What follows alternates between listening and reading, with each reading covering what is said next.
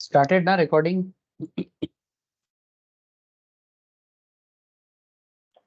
Yes sir. Okay sir, ठीक है।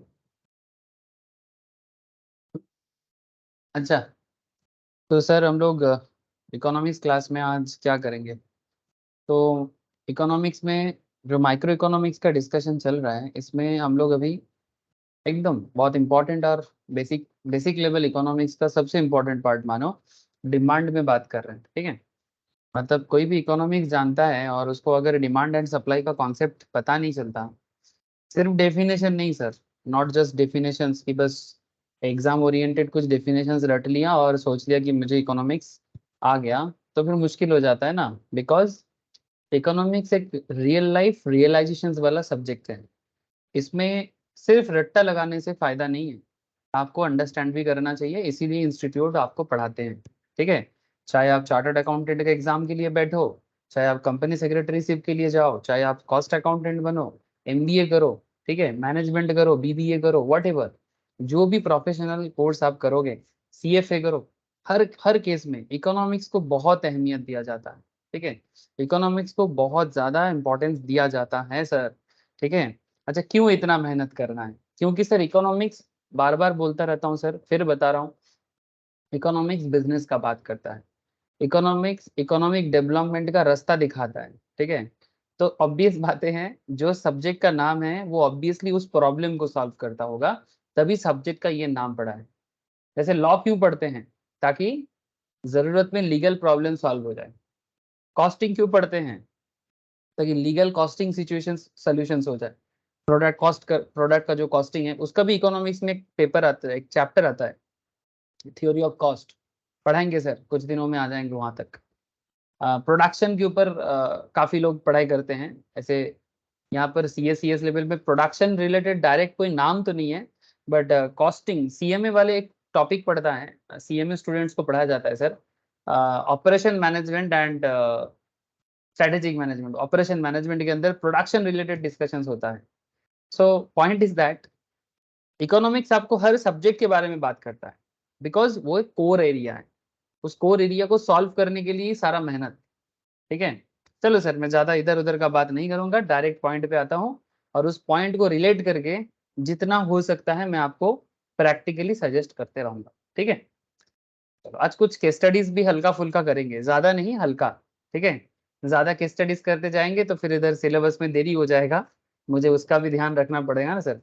नहीं तो मौका मिले तो मैं सारा दिन आपको केस स्टडीज में ही बात करता रहूँ, लेकिन सर उपाय नहीं है मेरे पास, कुछ रेस्ट्रिक्शंस मुझे भी हैं, I know that. Okay sir, screen दिख रहा है कि नहीं मुझे प्लीज बताओ। यस ना, स्क्रीन दिख रहा है ना? बोलो। हाँ सर। हाँ सर, हाँ सर। ओके सर,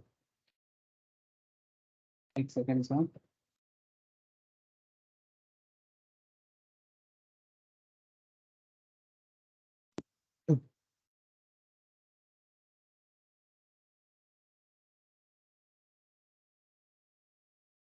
अच्छा देखो सर, जैसे कि theory of demand and supply, ठीक है, ये theory of demand and supply के अंदर हम लोग अभी कहाँ पर पहुंच गए सर? हम लोग पहुंच गए, लास्ट क्लास में मैंने बात किया था एक्सेप्शंस पे, है ना? मैं मेरे नोट से पढ़ाया था, बट आप कहीं से भी देखो आपको मिल जाएगा, और बहुत इंपॉर्टेंट चीजें हैं सर। ठीक है, demand functions, law of demand, ठीक है, exceptions to the law of demand, demand कब डाउनवर्ड क्यों होते हैं, यानी जिसको हम लोग बोलेंगे rational of the law of demand. ठीक है, लॉ ऑफ डिमांड का रैशनल क्या है? ठीक है, फिर हम लोग देखते देखते एक्सेप्शंस में पहुंच गए थे, और एक्सेप्शंस के अंदर दो इंपॉर्टेंट टॉपिक था। ऐसे सारा पॉइंट इंपॉर्टेंट है, एक आपका गिवन गुड्स का पॉइंट था। ठीक है, गिवन गुड्स को लेके बहुत ज्यादा चर्चा है मार्केट में, और अनदर थिंग आपका कॉन्स्पिशियस गुड्स पे, क्या क्या नाम है सर उसका? कॉन्स्पिशियस नेसेसिटीज को कौन बताया? सर वेवलेन ने। क्या नाम है उनका? वेवलेन ने बताया सर। ठीक है, तो एक वेवलेन इफेक्ट के बारे में बहुत इंपॉर्टेंट डिस्कशंस होता है, और दूसरा गिफिन के बारे में बहुत इंपॉर्टेंट डिस्कशंस होते हैं। इसके अलावा और भी चीजें हैं जो मैं ऑलरेडी आपको मेरे नोट से डिस्कशंस करके गया था। डिमांड एंड सप्लाई के अंदर हम लोग exceptions to the law of demand, माने लॉ ऑफ डिमांड का जो बेसिक नेचर है, कि other thing remaining constant, when price of the product increases the quantity demand decreases, and when price of the product decreases the quantity demand increases, vice versa। ठीक है, ये होता है sir. other thing remaining constant क्या होता है, ठीक है, डिमांड किस चीज पे डिपेंड करता है, ये सभी बातें मैंने आपको रिसेंट ट्रेंड में डिस्कशंस करके रखा सर। तो ऑलरेडी क्लास में ये सब बातें हुआ है ना सर, कि हुए से कि हाँ ही नहीं, ये सब डिस्कशन क्लास में रिसेंट ट्रेंड में हुआ है। क्या कहते हो आप लोग, कि हाँ हुए से सर। कि हाँ नहीं? Okay sir. ये exception to the law of demand का ग्राफिकल प्रेजेंटेशन था, सिंपल होता है। सप्लाई कर्व भी ऐसे ही देखने में होता है, बट कंफ्यूज ना होना, सप्लाई कर्व का कॉन्सेप्ट अलग है।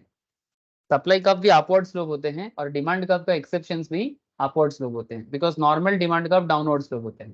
ठीक है, लेकिन इस चीज से आप लोग कंफ्यूज ना होना, ऐसा ना सोचना कि sir exception to the law of demand का ग्राफिकल प्रेजेंटेशन अपवर्ड होता है, सप्लाई कर्व भी अपवर्ड होता है, ऐसा क्यों सर? ऐसा due to the nature of, due to the concept. ठीक है, नेचर के कारण हो रहा है, मतलब जो भी रिएक्शन हो रहा है ना इकोनॉमी का, उसके ऊपर बेस करके ग्राफिकल प्रेजेंटेशन या कार्व होता है। ठीक है, तो इसमें कोई अलग से ऐसा नहीं बोलना है कि सप्लाई का वैसे होता है तो exception to the law of demand, ऐसा नहीं हो सकता। ठीक है, ऑब्वियस बात है कि डिमांड का उल्टा हो रहा है तो कुछ तो उल्टा ही होगा, और सप्लाई भी डिमांड का ऑपोजिट ही काम करता है। एक डिमांड कंज्यूमर करते हैं और सप्लाई सेलर करते हैं। सेलर चाहता है कि उसका प्रोडक्ट ज्यादा से ज्यादा दाम में बेच पाओ, है ना।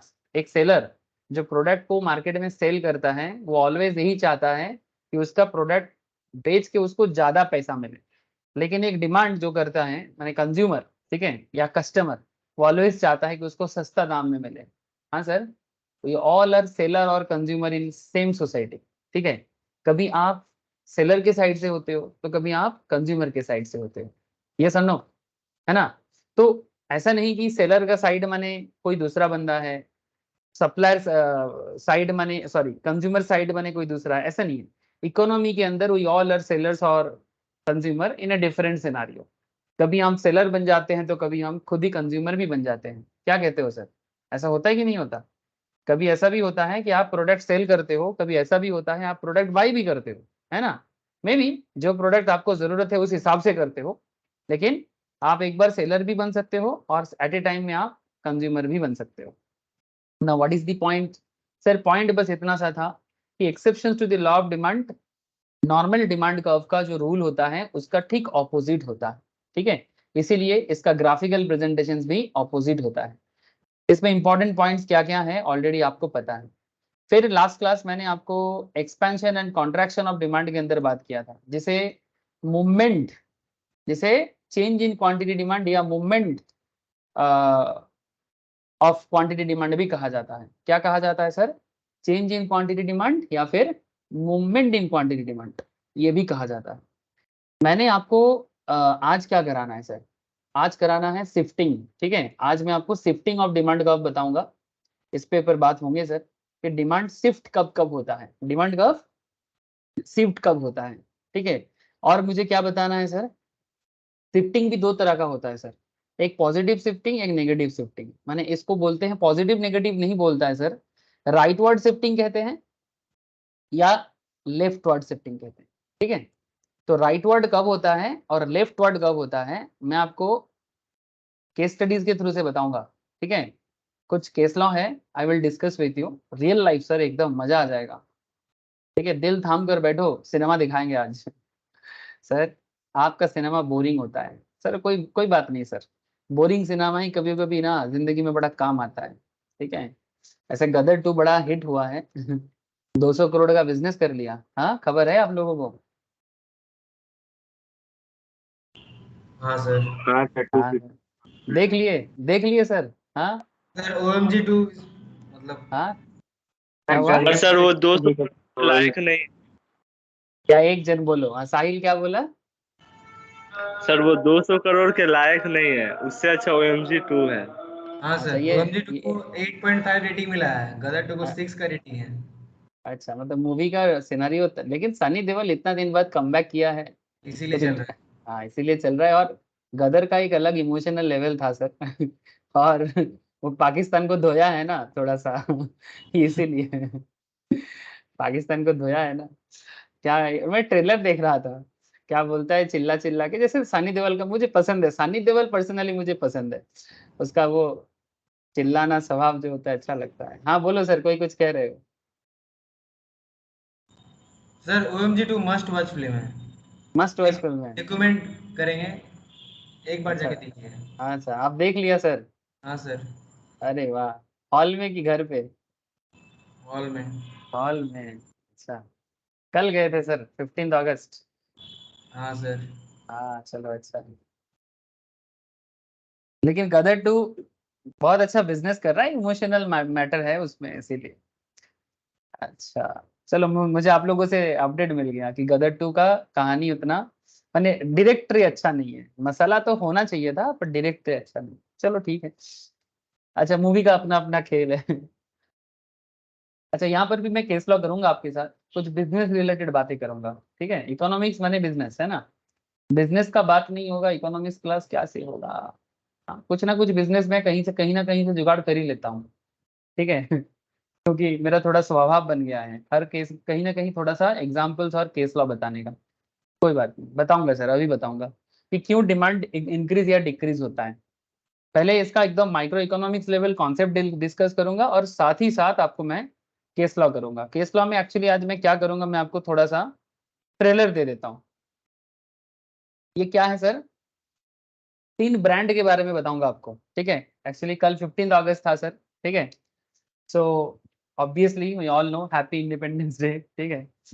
सो 3 ब्रांड है और ये तीनों ब्रांड पार्टीशन के पहले से का है। माने इंडिया जब टूटा था, ठीक है, जब इंडिया टूट के बांग्लादेश हुआ था, पाकिस्तान हुआ था, ऐसे बांग्लादेश तो बाद में हुआ, पाकिस्तान मेनली, ठीक है? तो इंडिया पाकिस्तान जब पार्टीशन हुआ था उससे पहले का बिजनेस है सर। इनमें से तीनों ब्रांड के बारे में आप लोग जानते हो, नाम सुने होंगे सर। बोलो, नाम सुना है कि नहीं सुना? जल्दी बोलो। पार्ले, हाँ सर बोलो, पार्ले के बारे में नाम फर्स्ट सुने हो वाला नहीं पार्ले सुना, का? फर्स्ट हाँ, वाला नहीं सुना। फर्स्ट वाला नहीं सुना? फर्स्ट वाला क्या ब्रांड है सर? इसका नाम है सर हमदर्द। नहीं सुना है सर, सेकंड और थर्ड सुने हैं। डालडा, डालडा तो बहुत हर घर में होता है सर, आज भी बिकता है बहुत ज्यादा। पीला कलर का टीन होता है ना, येलो कलर का, और उसमें एक पाम ट्री का साइन होता है। डालडा घी बोलते हैं या डालडा तेल, घर घर में यूज होता है आज भी। फिर इसका एक ब्रांड का नाम बताऊंगा हमदर्द का, आपको अभी समझ में आ जाएगा, जो बहुत पॉपुलर हुआ है। नाम है सर रूआफजा। नाम सुने हो रूआफजा का? हाँ सर सुने। हाँ, आई डोंट नो रूआफजा का स्पेलिंग, आई थिंक RH होगा। रूआफजा क्या है? शरबत है रे बाबा। हाँ, शरबत, शरबत रूआफजा घर घर में, गुलाब का शरबत होता है, गुलाब के साथ कुछ मिला के होता है, ठीक है? घर घर में यूज होता है, बहुत पुराना ब्रांड है। तो ये तीनों ब्रांड का एक हल्का सा कहानी मैं आपके साथ शेयर करूंगा, और ये तीनों कहानी आपको डिमांड को कनेक्ट करेगा, ठीक है? ये तीनों कहानी आपको डिमांड को कनेक्ट करेगा। क्रिश का क्या हो गया?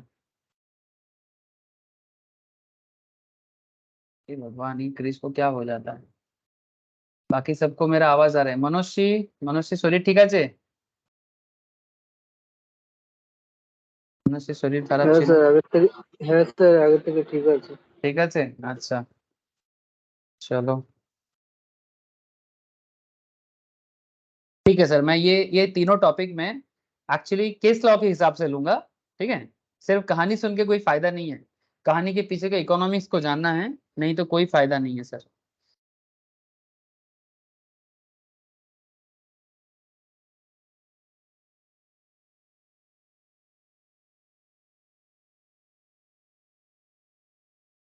ओके, देखो, तो ये रुआवजा जो ब्रांड है, दालदा और एंड पार्ले, तीनों पुराना ब्रांड है, और ये तीनों पुराना ब्रांड के बारे में मैं आपके साथ थोड़ा सा कहानी शेयर करूंगा। बट ये कहानी मैं आपको डायरेक्टली नहीं शेयर करूंगा सर, इकोनॉमिक्स के साथ शेयर करूंगा, ठीक है? चलो बढ़िया है। तो आज एक तो आपको शिफ्टिंग समझाना है, और दूसरा आपको मैं इलास्टिसिटी भी बताऊंगा, ठीक है? शिफ्टिंग बताऊंगा, फिर इलास्टिसिटी ऑफ डिमांड बताऊंगा। वीवीआईपी पॉइंट है sir elasticity. Elasticity is a VVIP point, ठीक है। तो ध्यान से सुनो, बहुत जरूरी चीज है। लेकिन इलास्टिसिटी सुनने से पहले शिफ्टिंग के बारे में जान लो कि डिमांड कब शिफ्ट कब करता है। तो जैसे कि आप सबको पता है सर, कैसे पता सर, क्योंकि मैं ये सब बात बार बार बोलता रहता हूँ, तो पता तो होना चाहिए। Demand equals to what, functions of P, P R, Y, T, E, O, है ना सर। डिमांड इक्वल्स टू क्या होता है, P, P R, Y, T, E, O. किसी भी प्रोडक्ट का डिमांड किस पे डिपेंड करता है, किसी भी प्रोडक्ट का डिमांड डिपेंड करता है उसके प्राइस पे। चलो, पी फॉर क्या, P equals to price, P R माने प्राइस ऑफ, बोलो, रिलेटेड गुड्स ना सर, रिलेटेड गुड्स और कमोडिटी जो भी बोलो। वाई माने इनकम, आपका इनकम, आपके घर का इनकम, हाउस होल्ड का इनकम। टी माने सर, सर टेस्ट, ठीक है, ये सब पहले भी बोल चुका हूं मैं। ई माने सर, ई माने फ्यूचर एक्सपेक्टेशन अबाउट प्राइस, कि फ्यूचर में प्रोडक्ट का प्राइस क्या हो सकता है। और ओ माने सर अदर फैक्टर्स। सर कहना क्या चाहते हो, बार बार एक ही बात क्यों बोलते रहते हो सर, क्या करें, जिंदगी तो एक ही तरह का है, जिंदगी is like a boring sir, daily सुबह उठना, काम करना, हाँ आप लोगों के लिए अभी कॉलेज जाना, कॉलेज से आना, हाँ मैम का क्लास ज्वाइन करना, मेरा क्लास ज्वाइन करना, फिर खाना खाना, फिर सो जाना, हाँ। आप बीच बीच में थोड़ा सा एंटरटेनमेंट कभी कभी कर लेना, मोबाइल में थोड़ा टाइम बिता लेना। एक ही तरह का नहीं हो जाता सर, हाँ, लाइफ इज बोरिंग। एक ही काम रोज करते हो। लेकिन मैं अगर एक बात रोज बता दूं, फिर आप लोग बोलोगे सर एक ही बात क्यों रोज बताते हो।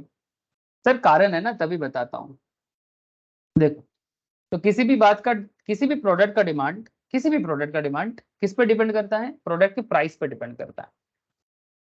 तो प्राइस चेंज होने के ऊपर डिपेंड करके जब प्रोडक्ट का डिमांड बदलता है, उसे हम लोग मूवमेंट कहते हैं। ध्यान देना बात को, लास्ट क्लास का पॉइंट है, लास्ट क्लास का पॉइंट है सर, ये मैंने लास्ट दिन भी बताया था कि जब किसी प्रोडक्ट का डिमांड, हेलो, जब किसी प्रोडक्ट का डिमांड प्राइस के ऊपर चेंज होता है, कि प्राइस पहले 1000 था। चलो इसका एक अच्छा एग्जांपल याद आ गया मुझे।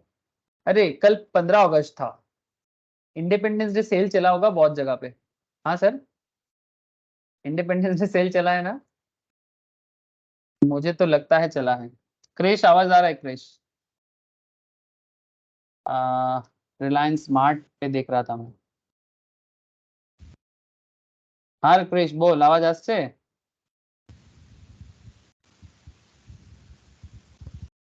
ओके यार, ठीक है सर। मैं देख रहा था सर, आईफोन में सेल सच में चल रहा था, रिलायंस डिजिटल में कुछ 60-70 थाउजेंड का फोन जो है, वो बता रहा था कुछ 50 नहीं, 50 नहीं, पर डिस्काउंट अच्छा दे रहा था। ये देखो, 69 का फोन बता रहे 64 पे। और ज्यादा आज पेपर में भी दिया था सर, न्यूज पेपर में भी मैं सुबह देख रहा था कि किया है सर। तो ठीक है, अब सच में दाम कम किया या एडवर्टाइजमेंट जो भी है, आप थोड़ा सा केस देख लो। ये बता रहे कि 80,000 का आईफोन 14, ठीक है, 128 GB वाला, आपको बता रहे 74,900, मैंने 75 में दे रहा है, ठीक है। तो 80,000 का फोन 75,000 में दे रहा है, 5,000 टका डिस्काउंट, कम नहीं है सर, हाँ, कम नहीं है, बहुत है। No, what is the case, case बस इतना सा है, जब एक 80,000 का फोन, ठीक है, पहले मानो प्राइस कितना था, 80,000, ठीक है। अब प्राइस क्या हो गया आईफोन का, आईफोन 14 का बात कर रहे हैं, तो 80,000 का फोन 75,000 हो गया, दाम गिर गया। तो दाम गिरेगा तो डिमांड क्या हो जाएगा, हेलो प्लीज टेल मी, दाम दाम कम हो जाएगा तो डिमांड का क्या होगा, आईफोन का बढ़ जाएगा।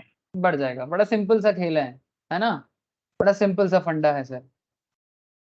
तो ये फंडा एकदम सिंपल है कि 80,000 का फोन 75 में आ गया, आप लोगों के हाथों हाथ में एग्जाम्पल आप लोग देख पा रहे हो, तो डिमांड बढ़ा होगा। तो इसको क्या बोलते हैं, एक्सपेंशन ऑफ डिमांड। और इस केस में डिमांड कब क्या होता है, डाउनवर्ड होता है, बिकॉज प्राइस कम होगा, डिमांड भी बढ़ गया, तो ऑटोमेटिकली कार्ब का जो फ्लो है वो भी डाउनवर्ड हो जाएगा, ठीक है। लेकिन इस केस में अगर उल्टा हो जाता है, कुछ दिन बाद आप देखना, कुछ दिन बाद देखना, जब ये फ्रीडम सेल चला जाएगा, ठीक है, ये जो फ्रीडम सेल चल रहा है ना, ये फ्रीडम सेल कुछ दिन बाद बंद हो जाएगा। फिर दुर्गा पूजा के पहले फिर से एक सेल आएगा, बीच में दाम थोड़ा बढ़ जाएगा सर, ठीक है, कंपनी का ये सब सिस्टम होता है, ठीक है। फ्रीडम सेल कुछ दिन बाद बंद हो जाएगा और फिर दुर्गा पूजा से पहले वेस्ट बंगाल में specially as well as all over India Diwali sale होगा, ठीक है। तो उस टाइम पे 75,000 का फोन क्या हो जाएगा, दाम बढ़ के क्या हो जाएगा, 80,000 हो जाएगा। तो प्राइस क्या हो जाएगा, बढ़ जाएगा, डिमांड क्या हो जाएगा, घट जाएगा। पहले क्यू डिमांड था, क्यू वन हो जाएगा। पहले अगर मार्केट में 1000 फोन बिकता था तो अभी शायद 800 फोन बिकेगा, 200 फोन कम हो जाएगा, ठीक है। यहाँ पर मानो पहले 800 बिकता था, अब 1000 बिक रहा है, कल का बात कर रहा हूँ, एक्स्ट्रा 200। तो सिंपल बात है, यहाँ पर प्राइस का क्या हुआ सर, प्राइस अपवर्ड मूवमेंट हुआ, इधर भी कॉन्ट्रैक्शन हुआ, तो ओवरऑल ग्राफ का जो मूवमेंट है ना, ग्राफ का मूवमेंट ना अपवर्ड हो जाएगा सर।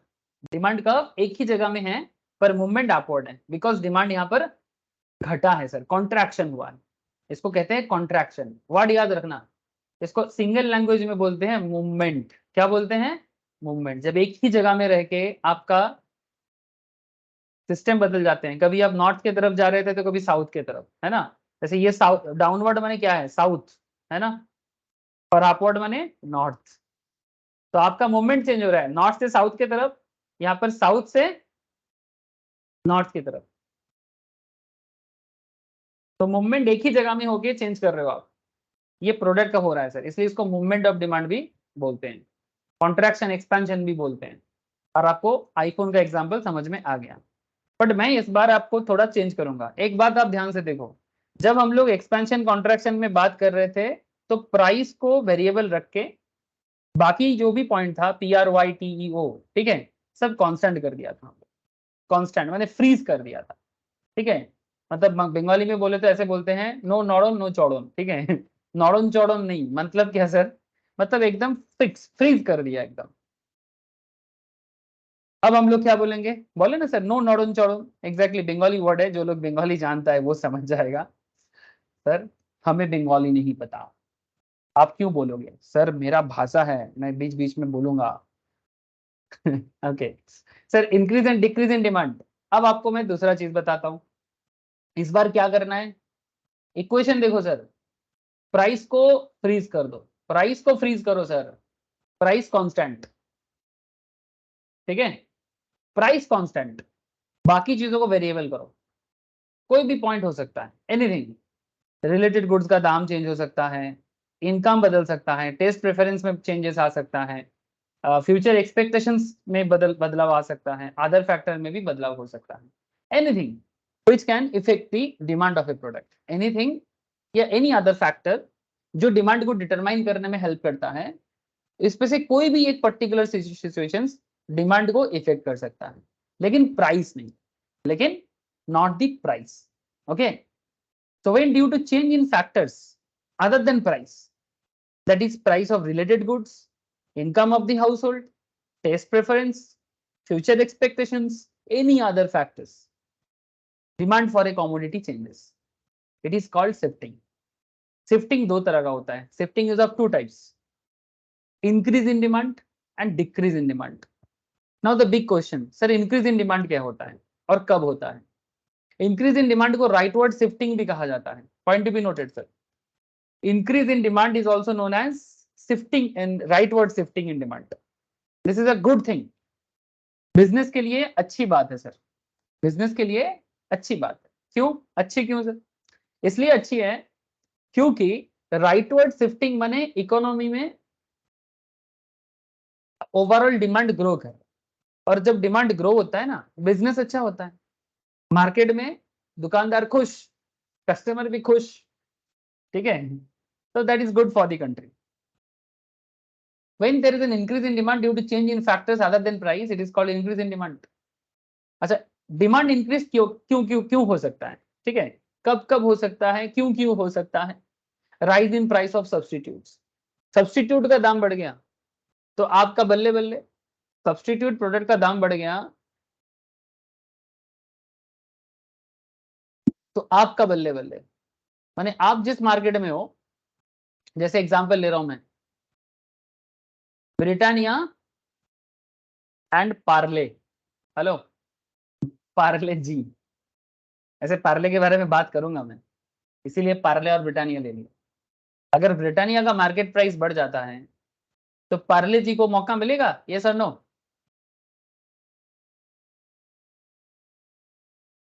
अगर ब्रिटानिया का प्राइस बढ़ जाता है तो क्या Parle G, yes sir, yes sir. Parle G का मौका बनेगा ना सर, है हाँ ना? सर। बिल्कुल, इसका डिमांड में मौका बन सकता है अगर ये मौका का फायदा उठा पाता है तो, obviously, but there is a chance, क्योंकि सब्स्टिट्यूट प्रोडक्ट है। नॉर्मली जो पसंद करते हैं बिस्किट्स जो खाते हैं, या तो वो ब्रिटानिया खाते हैं या तो वो पार्ले जी खाते हैं, तो सब्स्टिट्यूट होता है। ऐसा नहीं कि आप देखोगे कम कि पार्ले जी भी लेके आ रहा है, ब्रिटानिया भी लेके आ रहा है, वो अलग बात है कि घर पे अलग अलग लोग अलग अलग पसंद करते हैं, that's a different part, but आप इसको सिंपल रखो। Fall in price of complementary goods. Complementary goods माने कॉम्प्लीमेंट में जैसे लाइक पेट्रोल बाइक है ना, पेट्रोल का एंड कार का, पेट्रोल का मार्केट प्राइस गिरेगा तो कार का डिमांड बढ़ सकता है, and vice versa. Rise in income, economy में लोगों का इनकम बढ़ रहा है, सबसे इंपॉर्टेंट चीज है सर, बहुत इंपॉर्टेंट इंडिया जैसे कंट्री के लिए, क्योंकि हम लोग एक डेवलपिंग नेशन है, डेवलप नेशन नहीं है सर, क्योंकि प्रेशर भी बहुत है पॉपुलेशन का। हाँ, किसका प्रेशर? पॉपुलेशन का प्रेशर। फैमिली बहुत बड़ा है, एक एक एक एक जॉइंट फैमिली जैसे होता है ना, we are joint sir, obviously we are joint family, ठीक है, वी आर नॉट अलग। चाहे राहुल गांधी कितना भी बोले भारत जोड़ो यात्रा बोल के भारत जैसे अलग है, अलग नहीं है हम लोग, ये सोच को बदलना है, ठीक है। भारत को जोड़ने का जरूरत नहीं है, भारत जुड़ा हुआ है, थोड़ा बहुत डिस्प्यूट जॉइंट फैमिली में होते हैं, ठीक है, डिस्प्यूट को अलग नहीं माना जाता। डिस्प्यूट फैमिली, फैमिली लोगों के अंदर डिस्प्यूट नहीं रहते। हाँ, कोई नॉर्थ में जाना चाहता है तो कोई साउथ में, हाँ, कोई चिकन खाएगा तो कोई मटन खाएगा, कोई फिश करी खाएगा तो कोई बोलेगा फिश का चटनी बना दो। हाँ, अलग अलग रीजंस में फैमिली में झगड़ा रहता है, कोई बोलेगा बाइक खरीदना है, कोई बोलेगा नहीं साइकिल ही ठीक है, झगड़े का बहुत रीजन हो सकता है। तो जॉइंट फैमिली डिस्प्यूट्स अलग चीज होता है और अलग अलग बात अलग होता है, ठीक है। चलो that's a different part, but rise in income बहुत जरूरी बात है सर। अगर इकोनॉमी में ओवरऑल इनकम डेवलपमेंट होता है तो कंट्री का ओवरऑल डिमांड डेवलप होता है। ये सर, पहले से ज्यादा लोग मार्केट जाएगा, पहले से लोग ज्यादा खर्चा करेगा, है ना, पहले से ज्यादा मार्केट में सेल होगा, सिंपल बात है। Test preference favour of commodity, अगर कोई पर्टिकुलर प्रोडक्ट आपको पसंद आ जाए तो नो डाउट आप उस पर्टिकुलर प्रोडक्ट को देखोगे, चाहे प्राइस थोड़ा बहुत इधर उधर क्यों ना हो जाए। Future expectation about rise in price, अगर फ्यूचर में दाम बढ़ेगा तो अभी डिमांड बढ़ जाएगा। पॉपुलेशन इंक्रीज करना ओवरऑल इकोनॉमी के लिए अच्छा बात है एक तरह से। पहले मानो एक एरिया में, हेलो, मानो एक एरिया में पहले 5 लाख लोग रहता था, अब उसी एरिया में 10 लाख लोग रहते हैं, तो उस पर्टिकुलर एरिया का इकोनॉमी डेवलप करेगा कि नहीं करेगा? Overall business, please tell me. Increase in population, एक हद तक, एक हद तक, मतलब अगर जरूरत से ज्यादा हो जाए ना तो वो अलग प्रॉब्लम करता है, वो क्वालिटी डिटोरिएट कर देता है। जैसे वेस्ट बंगाल का सिचुएशन कुछ ऐसा ही है, वेस्ट बंगाल का सिचुएशन कुछ ऐसा ही है, जरूरत से ज्यादा पॉपुलेशन है, जिस हिसाब से लोग रहना चाहिए उससे ज्यादा लोग रहते हैं वेस्ट बंगाल, समझ रहे हो सर? हेलो, आप लोगों को बात समझ में आ रहा है कि नहीं? हाँ सर। आप लोगों को पता है, जैसे अगर मैं बोलूँ कि मेट्रो सिटी पॉपुलेशन, ठीक है, metro city population in India, मैं दिखाता हूँ आपको कि कहाँ पर पॉपुलेशन रिसेंट ट्रेंड में सबसे ज्यादा बढ़ा है सर।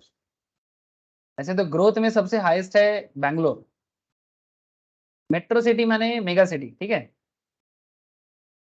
मैं दिखाता हूँ आपको, देख लो सर, भारत का सबसे बड़ा बड़ा शहर, मैं सिटी वाइज दिखाता हूँ आपको। जैसे पॉपुलेशन काउंट ग्रोथ जो है वो आपको पुराने डेटा से पता लगेगा कि पहले क्या था अभी क्या है, बट आप देख लो सर, जैसे अभी सबसे ज्यादा लोग रहते हैं, पॉपुलेशन काउंट क्या बता रहा है सर? नेशनल कैपिटल में, अच्छा, इसमें दिल्ली है, हरियाणा है, उत्तर प्रदेश है, राजस्थान है, मैंने एक्चुअली 4 एरिया मिलके बना है, इसलिए थोड़ा एरिया भी इनका बड़ा है, इसको एनसीआर कहते हैं, ठीक है, बेसिकली दिल्ली, बट दिल्ली छोटा सा एरिया है, जैसे गुड़गांव साइड इधर हो गया, नोएडा, गाजियाबाद, राजस्थान साइड में आपका आ जाता है कुछ एरिया, ठीक है। सब मिला जुला के करीब 4 करोड़ के आसपास लोग रहते हैं, ठीक है। एरिया भी बहुत बड़ा है, 55,000 स्क्वायर किलोमीटर, ठीक है।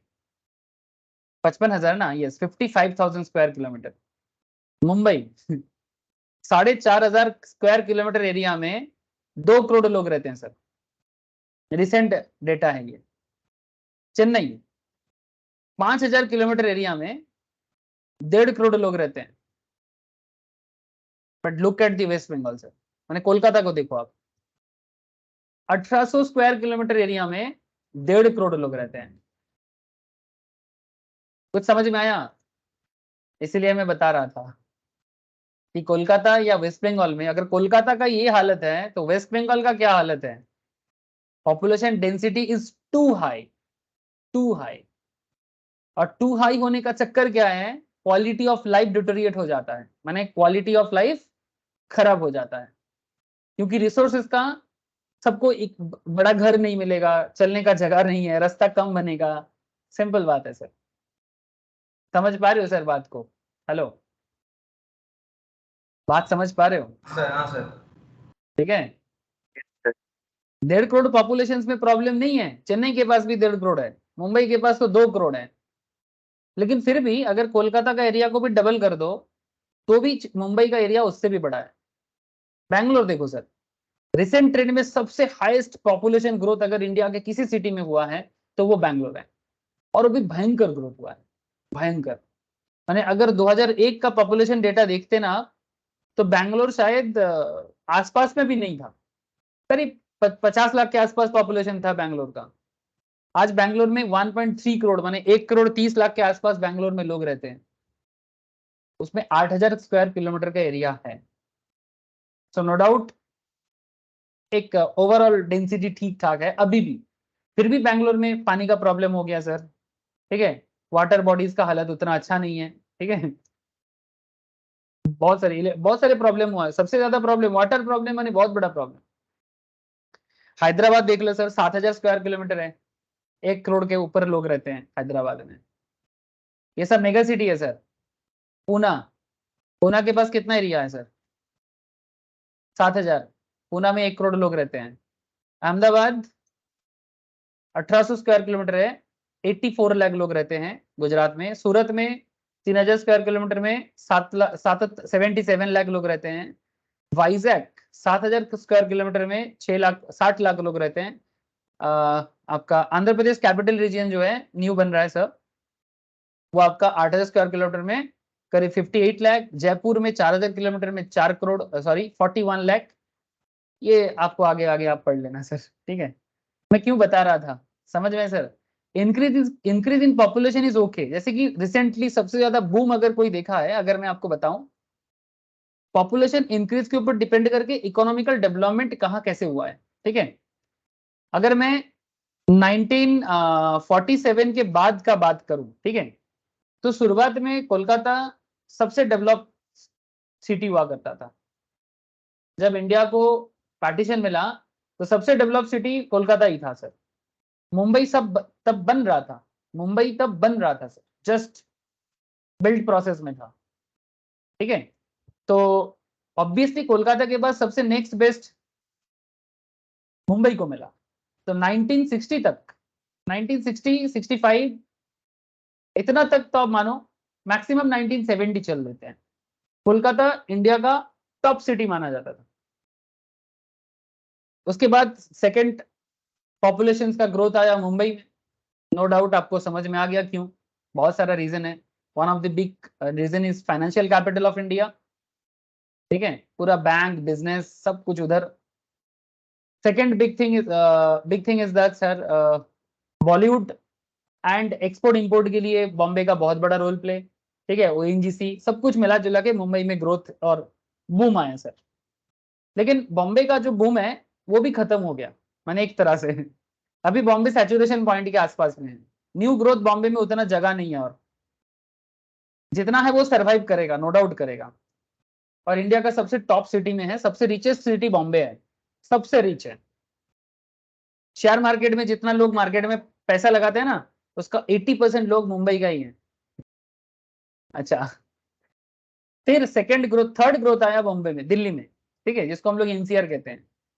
और फोर्थ में सबसे बड़ा ग्रोथ आया रिसेंटली बैंगलोर में, ठीक है, और हैदराबाद साइड में। तो ये भारत का करंट इंक्रीज इन पॉपुलेशन का सिनारियो। अब वेस्ट बंगाल में क्या हुआ, अधिक हो गया, अधिक, जरूरत से ज्यादा, जो वेस्ट बंगाल का क्वालिटी को खराब कर दिया।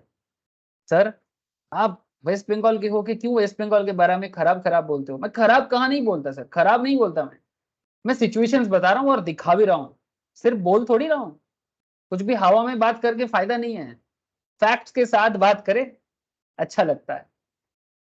किसी को ऊंचा दिखाना, नीचा दिखाना, ऐसा कोई इच्छा नहीं है मेरा। मेरा इच्छा है कि सबको अपना सच्चाई पता चले, और जैसे आपको सच्चाई पता चलेगा तो ऑटोमेटिकली आप अपने आप को रेक्टिफाई करोगे। झूठ से आगे नहीं बढ़ा जा सकता, आपको अपने प्रति ऑनेस्ट और ट्रू रहना पड़ेगा सर। अगर आप ये नहीं रहोगे, आज नहीं तो कल फंस जाओगे। कितना झूठ बोले और कितना ही अपने साथ डिसऑनेस्टी बना के रखे, आज नहीं तो कल फंस जाओगे सर। दुनिया के सामने कुछ नहीं रहेगा फिर। आगे देखो, तो आई होप कि आपको इतना तो समझ में आ गया सर कि डिमांड इंक्रीज करने के पीछे क्या क्या रीजन है। अच्छा, same price and increase in demand, और same demand and increase in price. Demand same है पर प्राइस इंक्रीज कर रहा है, या फिर प्राइस सेम है डिमांड इंक्रीज कर रहा है। सर ऐसा कब होता है? सेम प्राइस में डिमांड इंक्रीज, मार्केट में अचानक से लोगों को पता चल गया, पहले से ज्यादा लोग परचेस करने आ गया, या फिर प्राइस इंक्रीज कर रहा है पर डिमांड सेम है। मतलब समझ पा रहे हो सर? मतलब मार्केट में एक तरह का मोनोपोली हो गया कि आप प्राइस बढ़ाते हो फिर भी लोग आके आपका प्रोडक्ट लेता है। चलो पार्ले जी का ही नाम ले लो ना सर, बार बार मैं आज पार्ले जी का बात इसलिए कर रहा हूँ क्योंकि मुझे पार्ले जी के बारे में आपको हल्का सा बताना है। पार्ले जी अपना बिस्किट का दाम 3% रखा, तो इसका मतलब ये थोड़ी है कि पार्ले जी का डिमांड कम हो गया। आजकल तो बाद में शायद 5% भी किया था, तो भी डिमांड है। 5% में क्या मिलता है, 3% में क्या मिलता है, स्टील अपना डिमांड को पकड़ के रखा है। दाम बढ़ भी जाए ना कल 7%, मैं बोलता हूँ डिमांड उतना ही रहेगा। क्या कहते हो सर आप लोग, रहेगा कि नहीं रहेगा?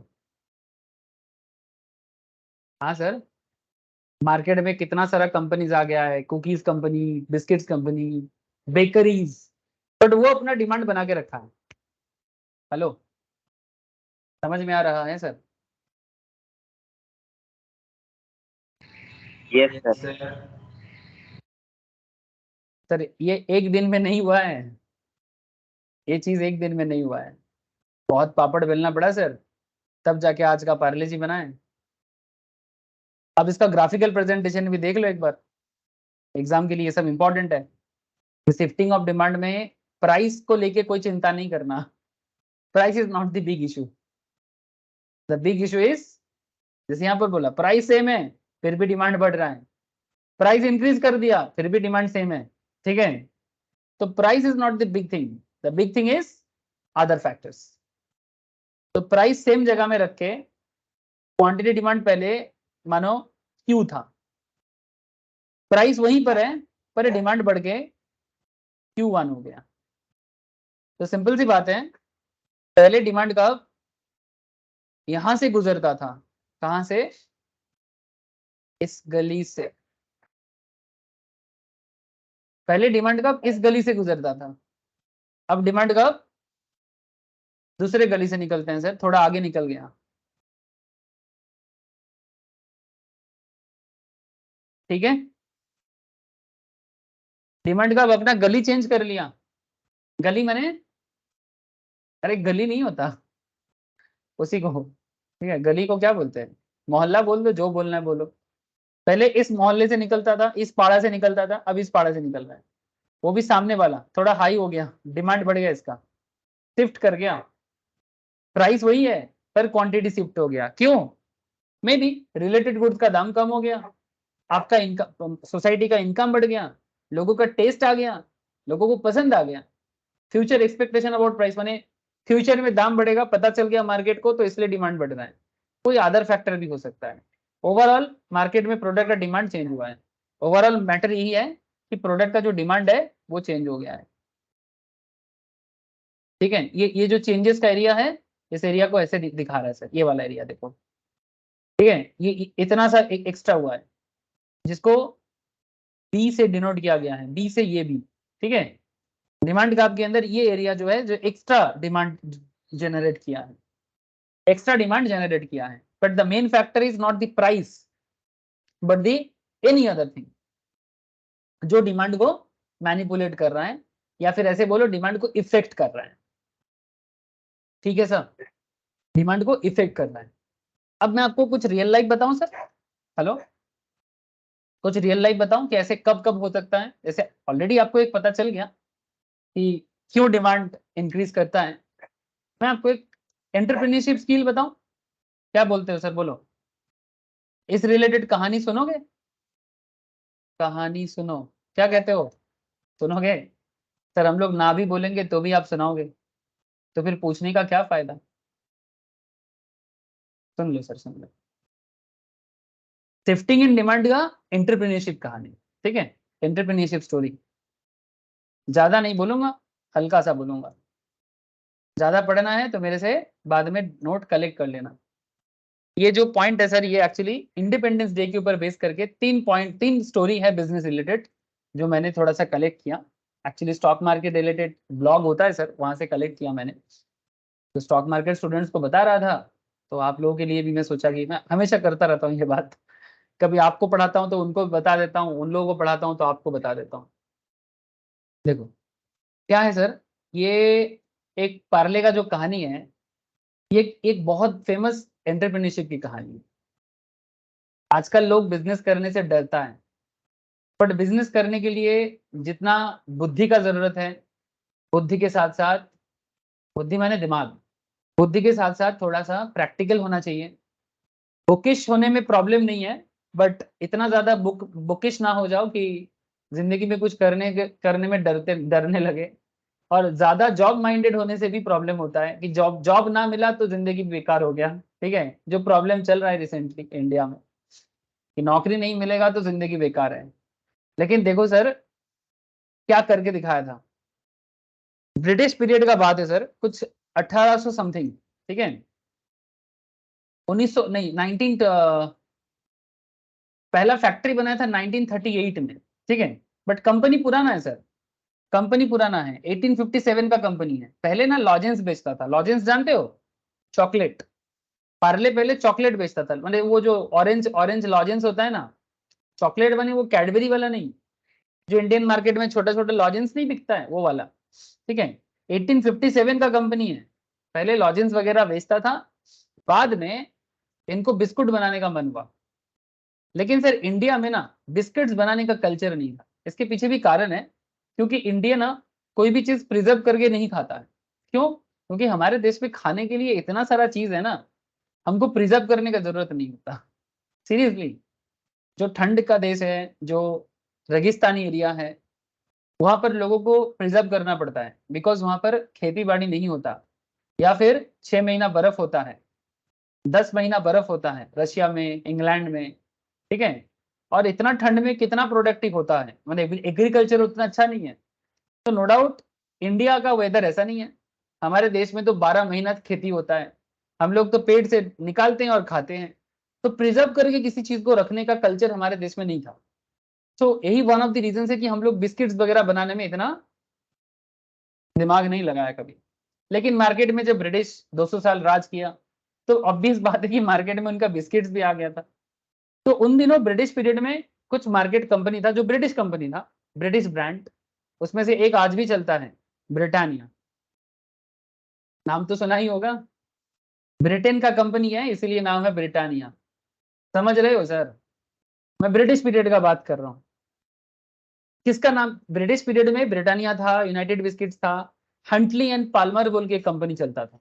चलो जरूरत नहीं है बट जान लो सर, प्री इंडिपेंडेंट इंडिया में, ब्रिटिश एरा में जब इनका मोनोपोली है, तब ऐसे सिचुएशंस में भारत का एक लाल, भारत का लाल माने एक इंडियन लड़का, ठीक है, जिसका नाम है नरोत्तम मोहनलाल चौहान, वो माइंड सेटअप चेंज करना चाहा।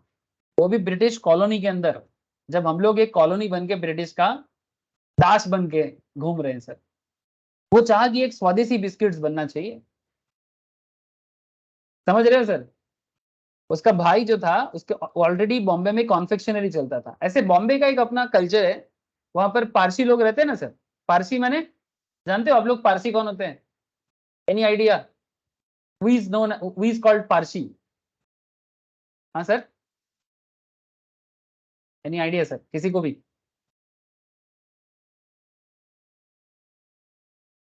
पारसी और ईरानियन में फर्क होता है। हमारे देश में दोनों होते हैं, ईरानी भी होते हैं, पारसी भी होते हैं।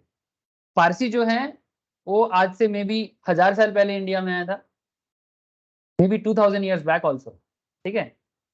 बट जो रिसेंट ट्रेंड में आया है, मैंने हार्डली 200 150 200 साल पहले आया, उनको ईरानी बोलते हैं, क्योंकि ईरान का पुराना नाम पारस था, ठीक है। पारसो बोलते थे या पारस बोलते थे।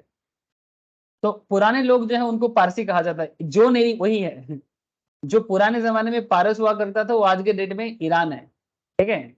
नाम तो सुना ही होगा, मिडिल ईस्टर्न कंट्रीज है, इराक, ईरान, वही ईरान। तो ईरान के जो लोग 100 200 साल पहले इंडिया में आए उनको ईरानी बोलते हैं।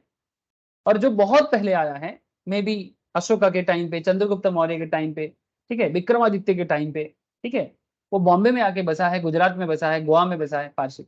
तो पारसी लोगों के अंदर ना ऐसे भी ना थोड़ा बेकरी कल्चर बहुत अच्छा है, और बॉम्बे में सबसे बड़ा बड़ा बेकरी बिजनेस चलता है। नॉलेज रखो सर, ये जो मियाँ मोरे चलता है, मॉन्जिनीस चलता है, सब बॉम्बे बेस्ड कंपनी है। और वो भी ज्यादातर केस में आप देखोगे कि कोई ना कोई पारसी इस बिजनेस का लीडर है। तो ऑब्वियस बात है कि बॉम्बे का कल्चर इनके अंदर था। तो बॉम्बे में एक जगह था जिसका नाम था पार्ले बोल के, ठीक है। ऑन दैट टाइम बॉम्बे, अभी मुंबई, ठीक है। तो इन्होंने सोचा कि हम लोग ऑलरेडी कैंडीज बनाते हैं, टॉफी बनाते हैं, तो क्यों ना बिस्किट बिजनेस में आए। लेकिन सर सामने कौन है? Britannia, United Biscuits, Huntley Palmers. साहस देखो, साहस देखो, ब्रिटिश पीरियड में एंटरप्रेन्योर बनने का साहस देखो। तो जो भी हो, इनका साहस का दाम देना पड़ेगा। और आज देख पा रहे हो आप क्या है। नरोत्तम क्या किया, इंग्लैंड गया, वहां पर बिस्किट बनाने का कायदा सीखा, ठीक है, उन्हें कैसे बनता है। फिर वहां से जब आया ना लौटा, तो एक बिस्किट मेकिंग मशीन भी लेके आया, ठीक है, इंग्लैंड से। और फिर पहला ब्रांड आया सर पार्ले ग्लूको, ठीक है, जिसके नाम से आज पार्ले जी चलता है। मैंने आपको ग्लूकोज मिलेगा एक्चुअली। लेकिन कुछ दिन बिजनेस चलने के बाद 1938 में इंग्लैंड गया था, और 1942 में सेकेंड वर्ल्ड वॉर चालू हो गया, वर्ल्ड वॉर टू। क्या चलेगा अभी ऐसे हालत में बिजनेस चलेगा? हेलो, मैं आपको कहानी नहीं सुना रहा हूं, ध्यान से सुनते रहो बात को, सब पॉइंट कनेक्टेड है। डिमांड क्या होगा, इतने देर में क्या हो रहा था, अदर फैक्टर काम कर रहा था सर, है ना। अदर फैक्टर काम कर रहा था, या फिर ऐसे बोलो कि कॉम्प्लीमेंट्री सॉरी सब्स्टिट्यूट गुड्स का दाम बढ़ रहा था। मे बी ब्रिटानिया महंगा था, तो उनका कहना था कि मेरा पार्ले-जी बिस्किट सस्ता होगा तो लोगों का मार्केट में डिमांड बढ़ेगा। तो राइट वर्ड शिफ्टिंग का बहुत सारा रीजन था, पॉपुलेशन इंक्रीज कर रहा था, ठीक है, कोई भी रीजन हो सकता है जो, या फिर अदर फैक्टर भी हो सकता है जो पार्ले जी बिस्किट्स को मार्केट में आने के लिए डिमांड क्रिएट कर रहा था। लेकिन बनते बनते 4 5 साल हुआ और वो बंदा मुश्किल में पड़ गया। ब्रिटानिया को टक्कर देने वाले ब्रिटानिया को टक्कर देने वाले मुश्किल में फंस गया। क्यों? क्योंकि वार सिचुएशन चालू हो गया सर। तो यहाँ पर एक पॉइंट आता है सर, डिक्रीज इन डिमांड। समझ रहे हो sir? Decrease in demand, demand decrease कब करते हैं? डिक्रीज इन पॉपुलेशन हो सकता है, डिक्रीज इन इनकम हो सकता है, ठीक है, या फिर सब्स्टिट्यूट प्रोडक्ट का दाम गिर सकता है, टेस्ट प्रेफरेंस में चेंजेस आ सकता है, अदर फैक्टर काम कर सकता है। तो ऐसे सिनारियों में demand curve left word shift करेगा। पार्ले जी के साथ भी वही हुआ, पार्ले जी के साथ भी वही हुआ ना। अब वर्ल्ड वॉर में क्या हुआ, इनको कुछ प्रॉब्लम हो गया। सबसे बड़ा प्रॉब्लम हुआ कि बिस्किट्स बनता है किससे? व्हीट से, है ना। व्हीट बने गेहूं, तो गेहूं से बनता है बिस्किट्स। अब वर्ल्ड वॉर सिचुएशंस में गेहूं मार्केट में सप्लाई बहुत रहेगा क्या? हेलो, जब जब दुनिया में वार चल रहा है तो व्हीट सप्लाई अच्छा रहेगा कि खराब रहेगा? जल्दी बोलो। अरे बोलो सर। वार सिचुएशंस में व्हीट सप्लाई अच्छा रहेगा कि खराब रहेगा? इंक्रीज करेगा कि डिक्रीज करेगा?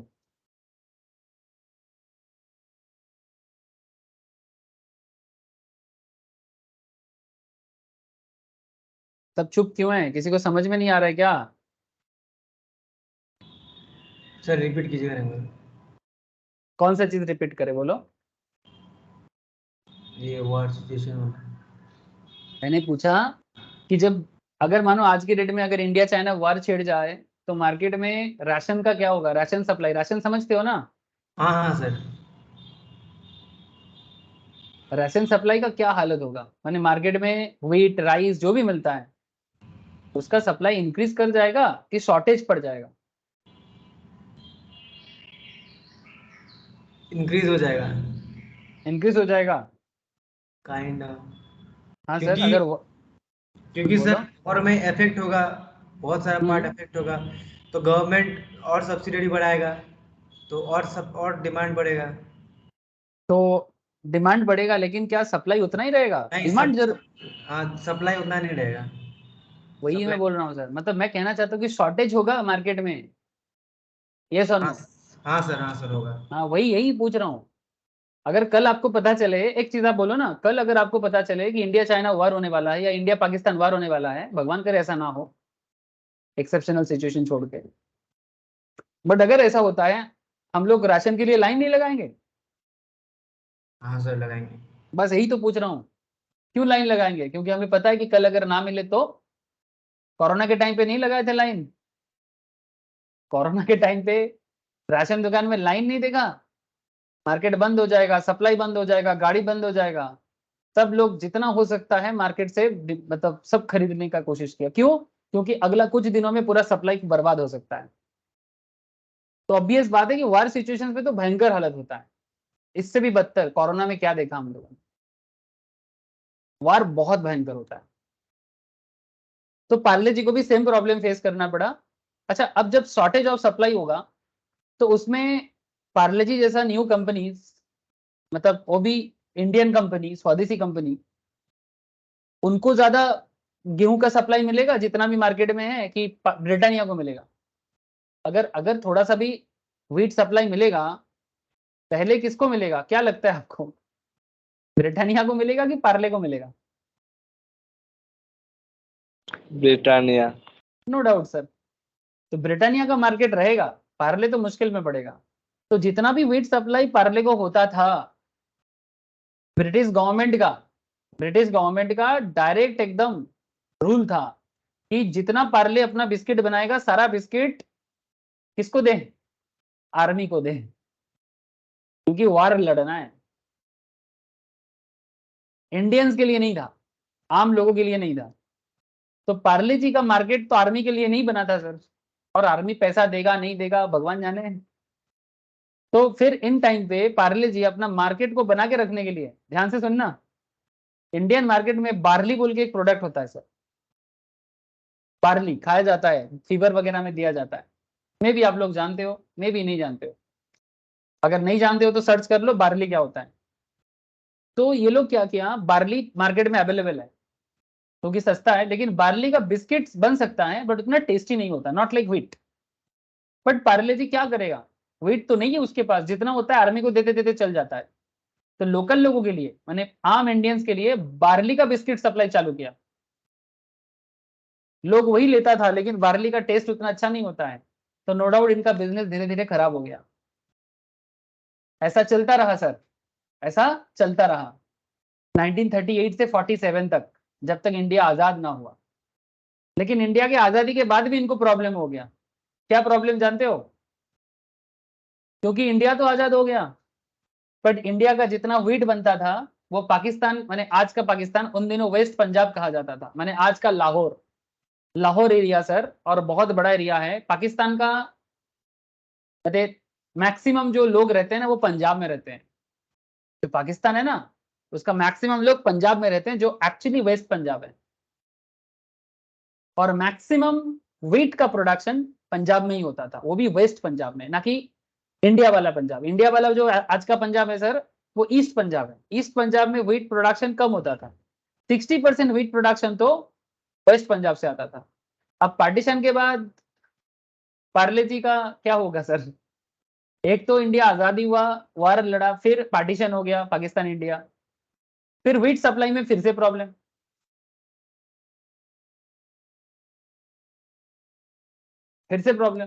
कहां से बनेगा बिस्किट्स? वो तभी भी कंटिन्यू कर रहा था बार्ली वाला बिस्किट, वो जो बार्ली से बनने वाला बिस्किट ना तब भी कंटिन्यू कर रहा था और लोगों को बता रहा था हम लोग कोशिश कर रहे हैं। और धीरे धीरे उन्होंने कोशिश करते करते बैटल जीता सर।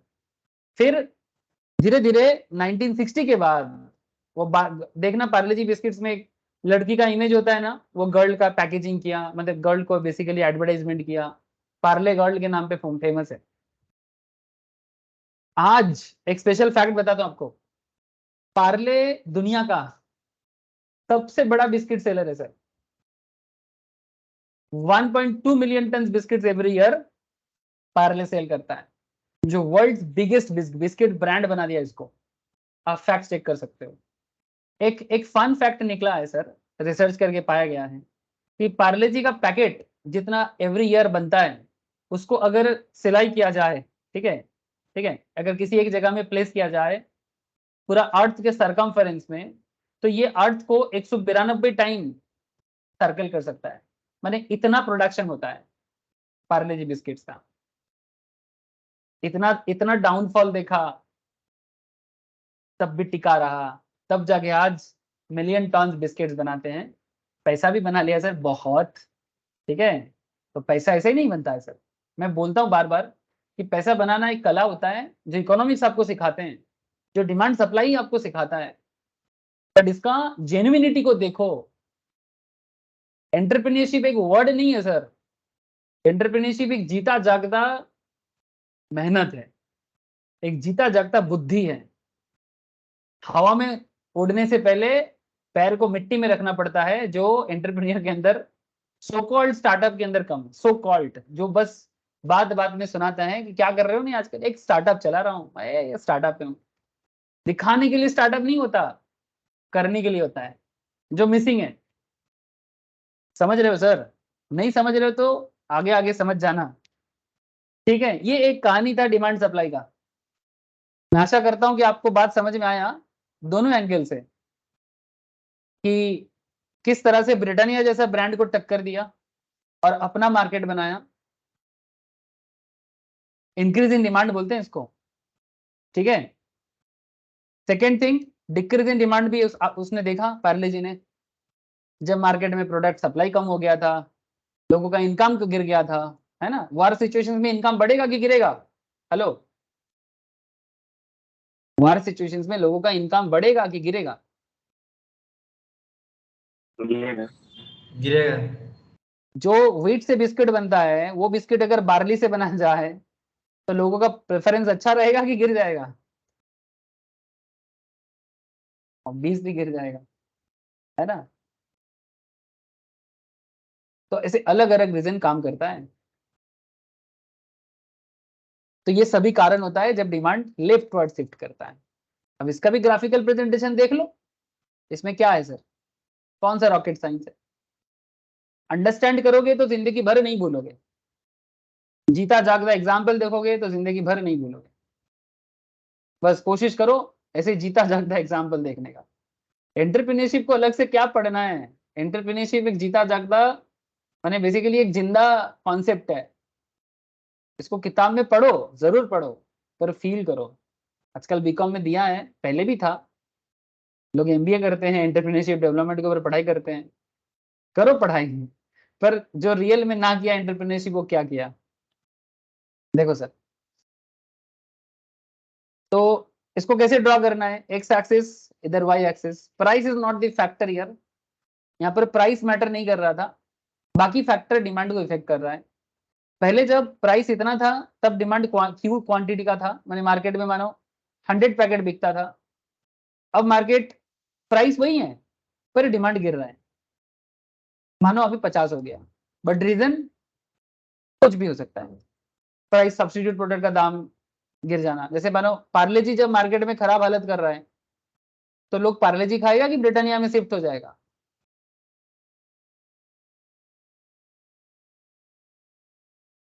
जब पार्ले जी अपना बिजनेस खराब कर दिया due to war situations, due to lack of capital, due to lack of wheat supply, Parle G का बिजनेस खराब होगा तो ब्रिटानिया का मार्केट वापस बढ़ जाएगा और ब्रिटानिया मार्केट में प्राइस को कम करके मार्केट को ग्रीप कर देगा, है ना। सब्स्टिट्यूट प्रोडक्ट है भाई, इसको बोलते हैं वार से मतलब गेम थ्योरी कि कौन किसका सिचुएशंस को देखता रहता है, कॉम्पिटिटिव कॉन्सेप्ट में देखता है। कॉम्प्लीमेंट्री गुड्स का दाम बढ़ जाना ये भी डिमांड को इफेक्ट करता है। इसका एग्जांपल दूसरा ले सकते हो, लाइक पेट्रोल बाइक का दे ले सकते हो। अगर पेट्रोल का दाम बढ़ जाएगा कार का डिमांड में इफेक्ट करता है। Taste and preference, future expectation about fall in price, अगर फ्यूचर में दाम कम होगा तो अभी डिमांड गिरेगा, फ्यूचर में जब दाम कम होगा तब लेंगे, ऐसा सिचुएशंस होता है। तो प्राइस को सेम जगह में रख के जब डिमांड इस गली से, ठीक है, इस गली में शिफ्ट होता है, डी से D2 में शिफ्ट होता है, तब भी शिफ्टिंग होता है, बट इसको लेफ्टवर्ड शिफ्ट बोलते हैं। लेफ्टवर्ड ना सर, आपका ये बाएं साइड है ना, this is your left side, देखो हिसाब करो। हाँ sir, is this your left side, ये जिधर एरो ये लेफ्ट साइड है ना आपका, और ये एरो आपका राइट साइड है ना। हेलो, हाँ सर। हाँ सर, तो डिमांड का आप दोनों तरफ शिफ्ट कर सकता है, राइटवर्ड शिफ्ट भी कर सकता है, लेफ्टवर्ड शिफ्ट भी कर सकता है। याद रखना पार्ले जी का स्टोरी, पार्टीशन स्टोरी। हाँ, पार्ले जी सर क्या बताऊं आपको, ये इंडिया, बांग्लादेश, इवन बांग्लादेश में भी इसका मार्केट है, हर जगह में मार्केट है इसका। चलो अच्छा, अब आगे बढ़ते हैं। अच्छा, यहाँ पर ना मूवमेंट और शिफ्टिंग के बीच में एक डिफरेंस दिया है कि मूवमेंट और शिफ्टिंग में क्या फर्क है। What is the main difference between movement and shifting. मतलब आपको यहाँ पर मैं दोनों चीज समझाया कि सर मूवमेंट क्या होता है, जो प्राइस के ऊपर डिपेंड करके होता है।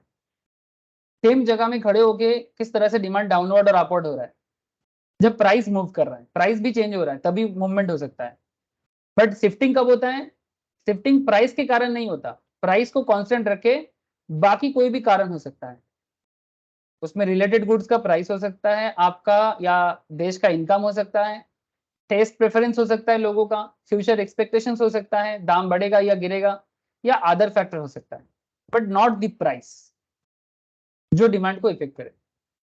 तो डिमांड क्या होता है, शिफ्टिंग होता है, या तो राइटवर्ड शिफ्टिंग या तो लेफ्टवर्ड शिफ्टिंग। ओके, क्रेश बोलो सर, असीमा, মনস্বী বোঝা যাচ্ছে বল, সোমনাথ, साहिल, तुषार, क्लियर ना।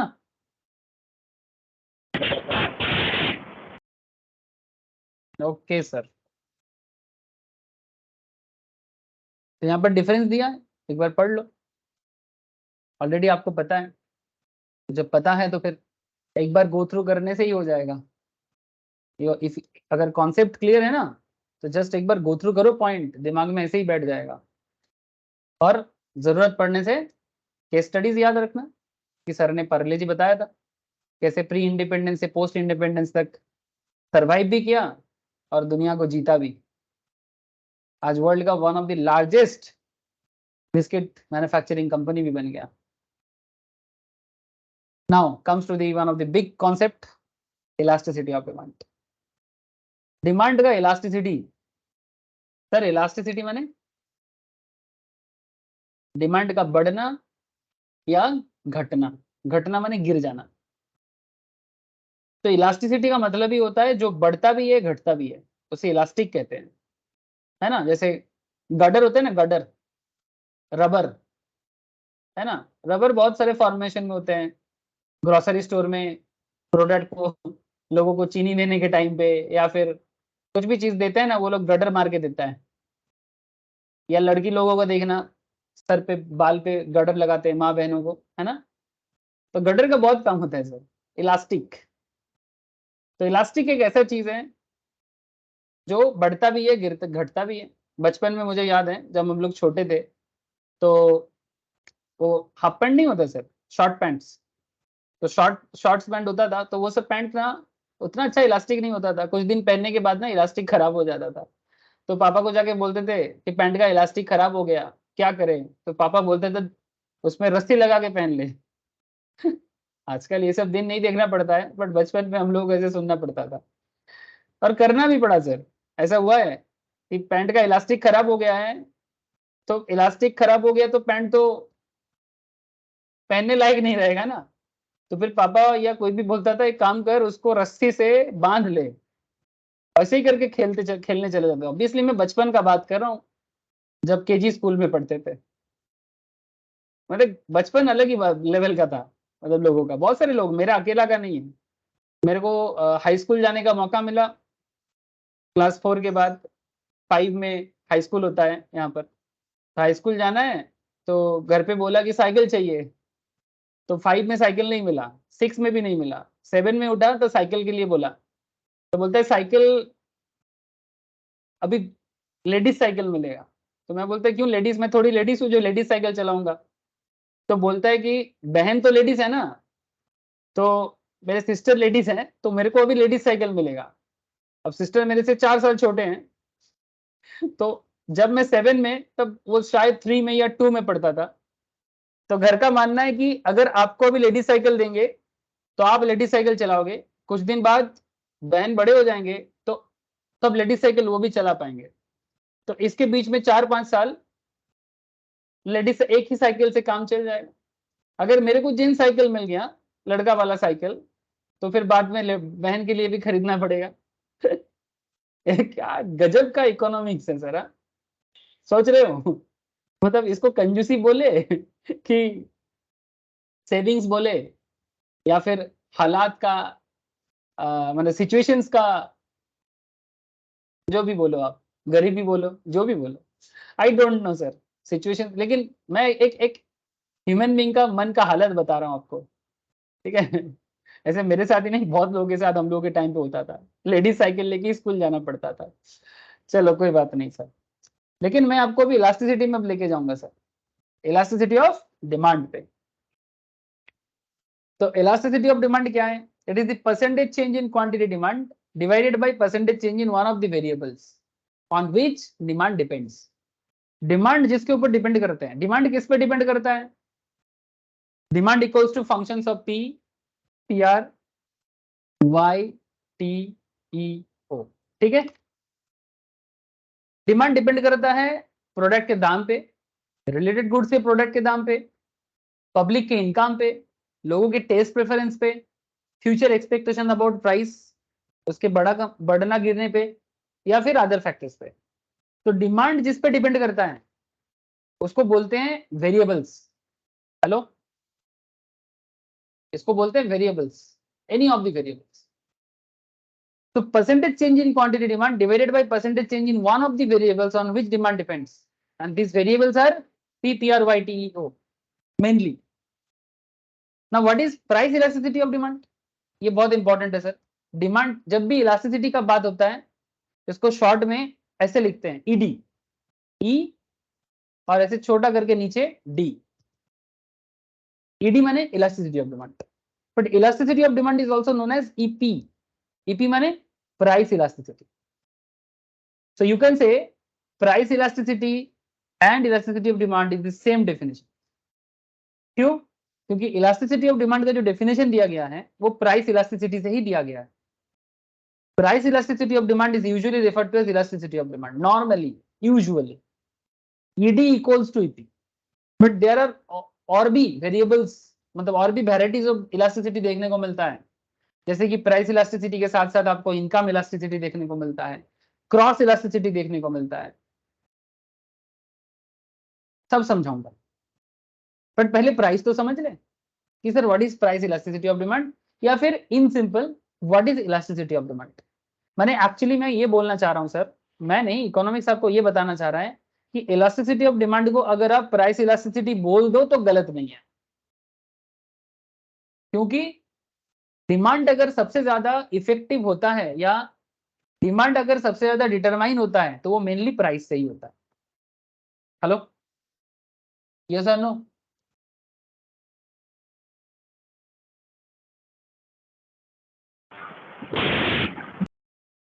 क्रिश ने बोला कुछ, हाँ सर। बाकी लोगों को क्या कहना है सर?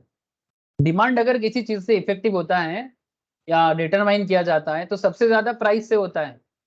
ये बात में सच्चाई है? हाँ सर है। पूरा है सर। अब इसी प्राइस के ऊपर एक फैसला हो जाए फटाफट, ज्यादा समय नहीं लूंगा। सर आप समय लेते हो फिर भी बोलते हो समय नहीं लो। सॉरी सर, बोलने में कुछ भी बोल दो। ठीक है, आप लोग जानते हो मुझे, मैं और क्या छुपाऊं अपने आप को। चलो, ये कहानी है डालडा का। अच्छा, डालडा का पैकेट सबने देखा होगा। पैकेट नहीं, बेसिकली डालडा कुछ ऐसे होते हैं। डालडा वनस्पति वेरी पॉपुलर प्रोडक्ट सर। हाँ, जब भी लोग थोड़ा सा रिच हो जाते हैं, ऐसे देखने में आता है आजकल। पुराने जमाने में थोड़ा सा सीधा होता था, ठीक है। ये एक्चुअली घी नहीं है सर, तेल का बना हुआ एक तरह का घी जैसा ही है, ठीक है। घी जैसा है, ठीक है। तो एक्चुअली इसका दाम कम होता है। हाँ, 1 लीटर डालडा का क्या दाम है सर? डालडा घी का क्या दाम आता है? 1 लीटर 145 पर लीटर। 1 लीटर घी का क्या दाम हो जाएगा, देसी घी का? 1000। 1000, समझ गए आप? ठीक है, 1000 से थोड़ा कम मान के चले, 700-800 में मिलता है सर। मैं लेता हूँ 700 750 में मिल जाता है। हाँ, तो आप बोलोगे सर उसमें भी मिलावट है, हाँ हो सकता है। ठीक है। अ, एकदम प्योर देसी घी शायद 1000 टका केजी, आप भी गलत नहीं हो। बट फिर भी मार्केट में जो क्लेम करते हैं कि देसी घी 700-800 चलेगा सर। तो कहाँ 700 टका 800 टका लीटर, और कहाँ 145 टका लीटर? तो माने ये गरीब का घी है सर, गरीबों का घी है ये। और मार्केट में बहुत प्रोडक्ट बनता है डालडा घी से। दुकानदार तो भर भर के लेता है। दुकानदार जो होते हैं ना, वो भर भर के लेते हैं। जो मार्केट में रोड साइड ढाबा होता है, ठीक है, पकौड़ी तलते हैं, है ना, देसी घी बोल के डालडा से तल के देसी घी बोल के बेच देता है। समझ रहे हो सर? सर ऐसा है क्या? अरे जो भी है, आप समझो बात को। अब मैं आपको इसका खेल बताता हूँ। ये डालडा का आप स्टोरी समझो। बेसिकली ये क्या कर रहा है, इलास्टिसिटी ऑफ डिमांड को यूज किया, किसी प्रोडक्ट का डिमांड को उसके प्राइस के साथ खेला। एक्चुअली देसी घी का देसी घी का प्राइस आज भी इतना ज्यादा है। और 1947 के आसपास का अगर मैं बात करूं, ऑन दैट टाइम इंडिया तो डोमिनेटेड बाय ब्रिटिश। इंडिया अपने आजादी से कोई भी काम नहीं कर पाता था। सो कैटल फी मतलब कैटल का जो सिचुएशन था, या घर घर में थोड़ा बहुत लोग करता था, बट इतना बड़ा आबादी को दूध पिलाने का या घी खिलाने का भारत और खराब हो गया था। और जितना भी बनता था ब्रिटिश अपने घर पे लेके चला जाता था। जितना भी क्वालिटी प्रोडक्ट इंडिया में होता था, वो सारा प्रोडक्ट एक्चुअली इंग्लैंड में और यूरोपियन वर्ल्ड में बेच देता था। और हम लोग भिखारी बन के रह गए। फिर भी कुछ लोग आज भी ना, आज आज भी हमारे देश में कुछ लोग हैं, जानते हो, मेरे को मिलता है ऐसा लोग, नहीं ब्रिटिश ही अच्छा था, वो हमारे देश में बहुत उन्नति किया, हावड़ा ब्रिज बनाया, रेल लाइन बनाया। हाँ, माने दिमाग दिमागी हालत खराब होने से लोग क्या क्या नहीं बकता है। हावड़ा ब्रिज और रेल लाइन से खुश है। और 2-4 बड़े बड़े विक्टोरिया मतलब जैसे विक्टोरिया एरा का बिल्डिंग होता है ना, जैसे विक्टोरिया मेमोरियल, मुंबई का जो रेल स्टेशन है, हावड़ा स्टेशन का जो बिल्डिंग है, चेन्नई सेंट्रल का जो बिल्डिंग है, इसी से खुश है लोग। अब ब्रिटिश बनाया था बोल के आज है। अब मैं भी मान रहा हूँ, ठीक है, ब्रिटिश बनाया था बोल के है, लेकिन इसका मतलब ये थोड़ी है कि ब्रिटिश हमारे साथ अच्छा किया है। मैं डोमिनेशन का बात नहीं कर रहा हूँ कि हम लोगों को मारा कूटा, है ना, गोली से उड़ाया, माँ बहन का इज्जत नहीं रखा, उसके बारे में बात नहीं करूंगा मैं, वो तो अलग बात है। मैं सिंपल तरीके से बता रहा हूँ कि इकोनॉमी का धज्जिया उड़ा दिया सर। कोई डेवलपमेंट नहीं किया, सब अपने किया अपना, इंडिया के लिए कुछ नहीं किया।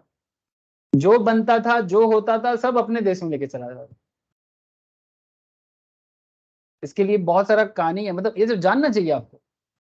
इंडिया बहुत बड़ा इकोनॉमी है, हमारा सोच एकदम पिद्दा सा है, इसीलिए जो लोग बोलते हैं ना उनको इकोनॉमी का आइडिया ही नहीं है, उनको भेज देना मेरे पास कि चलो सर के पास चलो, बिठा के एकदम कैलकुलेशन करके दिखा दूंगा कि क्या लॉस हुआ हम लोगों का, और उसमें कितना विक्टोरिया जैसा बिल्डिंग और कितना हावड़ा स्टेशन और कितना बॉम्बे का विक्टोरियल टर्मिनस जैसा स्टेशन और कितना चेन्नई सेंट्रल जैसा स्टेशन बन सकता था आपको दिखा दूंगा सर, और कितना रेड लाइन बन सकता था। गजब बात करता है। चलो छोड़ो सर, फिलहाल हम लोग इलास्टिसिटी पढ़ते हैं। Percentage delta quantity divided by percentage delta T. तो बेसिकली प्राइस के चेंज के ऊपर डिपेंड करके जब डिमांड बदलते हैं उसे इलास्टिसिटी कहते हैं। तो बेसिकली क्या होता है, डिमांड का जो रूल है वो क्या कहता है कि किसी प्रोडक्ट का दाम, जैसे मैं आपको आईफोन का बता रहा था, 80,000 का आईफोन 14 75,000 में मिल रहा है इंडिपेंडेंस डे के लिए। तो आप हिसाब लगा लो कि 5,000 कितना परसेंटेज चेंजेस है। हेलो, कितना परसेंटेज है सर? 80,000 पे 75,000 का दाम है, तो 5,000 का डिस्काउंट माने 5,000 बाई 80,000 कितना परसेंटेज होता है? 16।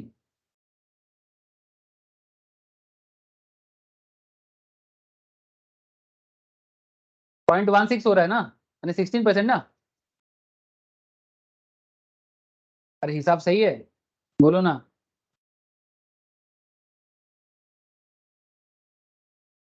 मुझे तो सीकी लग रहा है 16% डिस्काउंट। तो प्राइस 16% में कम होने के कारण डिमांड में कितना चेंजेस हुआ, मैंने कितना आईफोन बिका है, उसे आईफोन का इलास्टिसिटी कहते हैं। समझ में आया बात? प्राइस 16%, अच्छा अब 16% आप भी हो सकता है, 16% डाउन भी हो सकता है। 16% आप भी हो सकता है, 16% डाउन भी हो सकता है, माने दाम बढ़ भी सकता है, दाम घट भी सकता है, लेकिन डिमांड कितना बदल रहा है उसको इलास्टिसिटी कहते हैं। This is the equation. अब मैं आपको इलास्टिसिटी के ऊपर डालडा का कहानी क्यों बताना चाह रहा था, मैं आपको बता देता हूँ। डालडा का कहानी कुछ ऐसा है कि घी का मार्केट डिमांड हाई था, जो काउ मिल्क से बनता है, और आज के डेट में भी आपको पता है कि वो कितना महंगा है, आपने खुद ही हिसाब दिया। एक्चुअली ये डालडा जो है ना, ये एक्चुअली एक डच कंपनी था। डच माने डच, डच किसको बोलते हैं सर?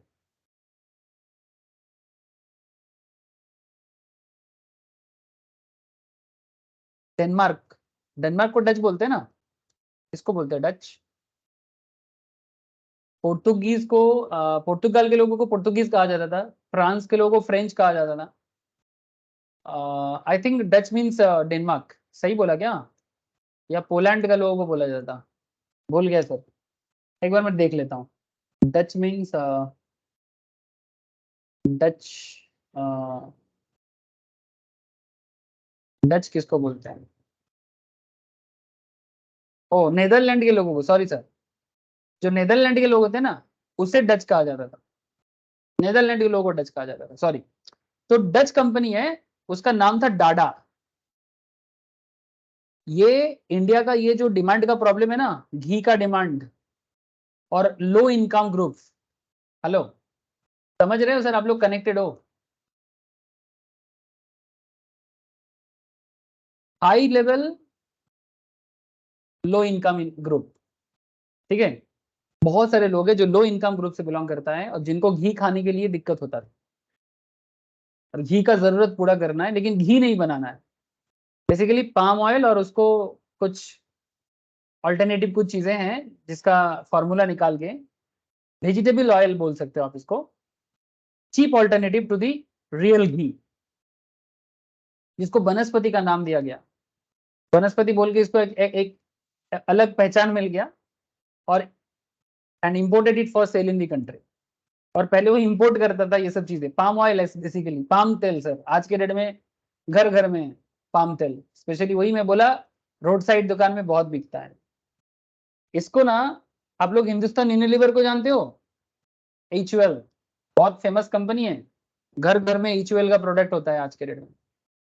इसका एक्चुअल कंपनी का नाम है यूनिलीवर, जो बाद में हिंदुस्तान यूनिलीवर के नाम पे आईपीओ आया इंडिया में, तो हिंदुस्तान यूनिलीवर बना। तो लीवर ब्रदर होता था, जिन लोगों ने यूनिलीवर को बनाया वो लीवर ब्रदर्स है। इनको पता लग गया कि ये कितना बड़ा मार्केट है, तो ये पहले नॉर्मली पर्सनल केयर प्रोडक्ट में काम करता था और फूड प्रोडक्ट्स में। फिर इस अपॉर्चुनिटी को देख के ये इंडिया में मैन्युफैक्चरिंग फैसिलिटी डेवलप किया। फिर हिंदुस्तान वनस्पति मैन्युफैक्चरिंग कंपनी बोल के एक कंपनी बनाया, डच कंपनी के साथ मिलके, समझ रहे हो, मैंने नीदरलैंड का जो कंपनी है उनके साथ मिलके, मैंने नीदरलैंड और इधर ब्रिटिश लोग सर, ये लीवर जो है ये यूके का है। They bought the right to manufacture it on Indian soil. तो इंडिया में ये ऑयल को बनाने का राइट ले लिया, और इसके लिए इसका नाम पहले था डाडा, ठीक है, दादा नहीं सर, डाडा। लेकिन क्योंकि लीवर ब्रदर्स आ गया ना तो एल जोड़ दिया, तो नाम हो गया डालडा, ठीक है, क्योंकि लीवर अपना पहचान तो नहीं छोड़ेगा ना, तो इसलिए नाम हो गया डालडा, ठीक है। ये देखो, Dalda is the most nourishing pure fat you can buy, but basically Dalda is not good for health. Palm तेल बहुत खतरनाक चीज है, बच के रहना, ज्यादा खाना अच्छा नहीं है। जो भी हो, अब गरीबों का घी है ही, ठीक है, लो कॉस्ट ऑल्टरनेटिव, क्योंकि दाम कम कर दिया, प्रोडक्शन कॉस्ट कम है और घी से सस्ता है, और लोगों को तलना, मतलब जो भी फ्राइड प्रोडक्ट है वो डालडा से फ्राई करते हैं, और मार्केट में सेल भी हो सकता है, घर घर में खाना भी हो सकता है ना, दिवाली का लड्डू भी बन जाता है, ठीक है, और कचौड़ी भी तल जाता है, और क्या चाहिए। Now the point is that कि डालडा जो है वो बेसिकली ये जो प्राइस का जो वार था घी का, इलास्टिसिटी को, उसी को यूज किया, उसको यूज करके इसको बनाया। इंडिया में ऑन दैट टाइम डालडा का जो चेयरमैन थे ब्रिटिश पीरियड में, उसका नाम था प्रकाश टंडन, जो डालडा का सेल्स एंड डिस्ट्रीब्यूशन देखता था। बाद में जब इंडिया में हिंदुस्तान यूनिलीवर बना ना, तो हिंदुस्तान यूनिलीवर का पहला चेयरमैन नहीं है, आज एक मल्टी बिलियनियर कॉर्पोरेट कंपनी है हिंदुस्तान यूनिलीवर, बहुत बड़ा कंपनी है, समझ रहे हो सर। फिर 1956 में हिंदुस्तान यूनिलीवर शेयर मार्केट में अपना आईपीओ लाया, इनिशियल पब्लिक ऑफर, जिसके ऊपर बेस करके आज हिंदुस्तान यूनिलीवर इंडियन कंपनी बन गया। बेसिकली ये एक इंग्लैंड का ही कंपनी है जिसके ऊपर बेस करके ये बना था। तो बेसिकली क्या किया सर, मार्केट में जो इलास्टिसिटी था उसको यूज किया, और पाकिस्तान में भी सेम टू सेम चला है, पाकिस्तान यूनिलीवर बोल के, और डालडा का प्रोडक्ट पाकिस्तान में भी चलता है, ठीक है, हिंदुस्तान यूनिलीवर के ब्रांड के नाम पे। लेकिन हाँ, इंडिया में रिसेंटली डालडा का ओनर चेंज हुआ है, कोई एक मारवाड़ी है शायद जो डालडा को परचेस कर लिया, ठीक है।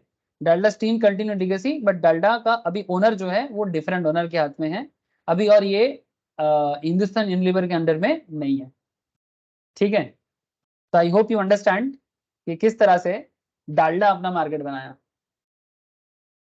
हेलो, आइडिया लग रहा है सर, आइडिया लग रहा है ना मार्केट का, कि कैसे डिमांड को यूज करके, इलास्टिसिटी को यूज करके प्रोडक्ट का बिजनेस होता है। प्लीज टेल मी, इतना बताओ मुझे।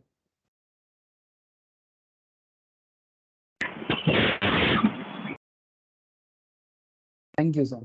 Tushar, Somnath, please tell me. Sahil बोलो, मनुषी বোঝা যাচ্ছে? Yes sir. हाँ सर। Thank you sir. अब आप इसको मैथमेटिकली देखो सर, ठीक है, केस लॉ में आपको कनेक्टेड में बताया, ठीक है, सिर्फ कहानी नहीं सुनाया सर, कहानी के पीछे का बैकग्राउंड भी आपने शायद देखा।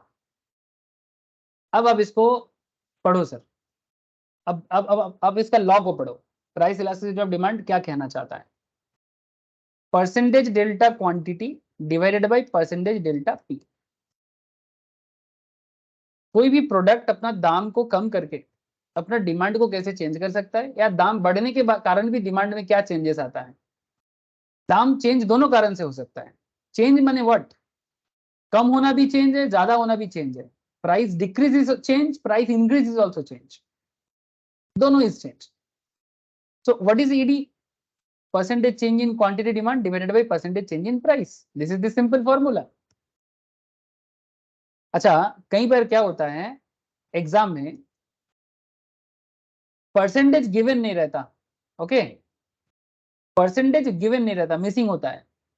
सो if percentage is missing, if percentage is missing then आपको परसेंटेज कैलकुलेट करना पड़ेगा। तो कैसे करोगे? चेंज को डिनोट करते हैं डेल्टा। क्या डिनोट करते हैं sir? Delta. Delta is a Greek mathematical application, इसे डेल्टा कहते हैं। डेल्टा डिनोट चेंज, ठीक है। क्यू फॉर क्वांटिटी, तो इसका फॉर्मूला है कि change in quantity divided by change in price, delta equals to change, तो change in quantity divided by change in price into original price by original quantity. अगर आप ये फॉर्मूला लगाओगे तो आपको चेंज का डिफरेंस मिल जाएगा। याद रखना सर, एग्जाम सिचुएशंस में या तो आपको डायरेक्टली ये फॉर्मूला लगाना पड़ सकता है और this one, depending on the question, ठीक है। मेन फॉर्मूला यही है, बट जब आपको फॉर्मूला में चेंज पता ना चले, परसेंटेज पता ना चले, तब आपको ये वाला फॉर्मूला यूज करके चेंज को काउंट करना, ठीक है। सर ठीक नहीं है, आप कुछ मैथ्स करेंगे तो क्लियर हो जाएगा, कुछ कैलकुलेशन करेंगे तो इजी हो जाएगा। तो चलो देख लेते हैं, एक बड़ा सिंपल सा एग्जांपल है।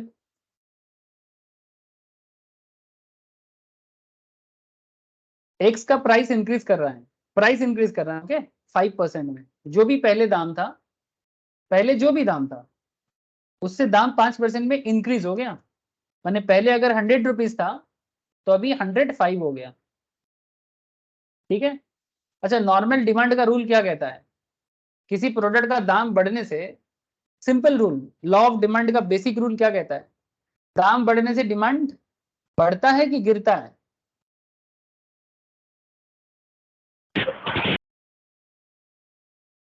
बोलो। क्रिश का आवाज शायद मिस हो गया, मतलब थोड़ा आवाज इशू कर रहा है, नेटवर्क इशू में भी। बाकी लोगों को भी पूछ रहा हूँ सर, प्राइस 100 था, 105 हुआ है, डिमांड का क्या होगा? घट जाएगा। घट जाएगा, सिंपल सी बात है। तो अगर 100 से 105 हो गया, डिमांड 8% में गिर जाएगा बोल रहे हैं। मैंने पहले अगर 100 प्रोडक्ट बिकता था, ठीक है, क्वांटिटी, अब 8% कितना होता है? 8 माने 100 माइनस 8, 92 प्रोडक्ट बिकेगा मार्केट में। पहले अगर 100 पैकेट बिकता था, अब शायद 92 पैकेट बिकेगा sir. Demand fall bye 8%। Now question is that what is the elasticity of demand for x commodity? X commodity का इलास्टिसिटी ऑफ डिमांड कितना है सर? सिंपल सा फॉर्मूला यूज करेंगे, percentage delta Q divided by percentage delta P.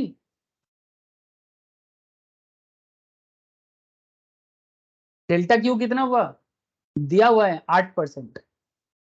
Delta quantity कितना है, sorry price कितना है? Price के ऊपर डिपेंड करके क्वांटिटी चेंज होता है। या एक बात ध्यान में सुनना सर, कुछ स्टूडेंट को मैंने देखा फॉर्मूला को गलत करते हैं, माने क्यू ऊपर होगा कि पी नीचे होगा ये समझ नहीं पाते। आप लोग मुझे एक छोटा सा जवाब दो, किसके बेसिस में कौन चेंज होता है? डिमांड के कारण प्राइस चेंज होता है कि प्राइस के कारण डिमांड चेंज हो रहा है? मेन कारण कौन है?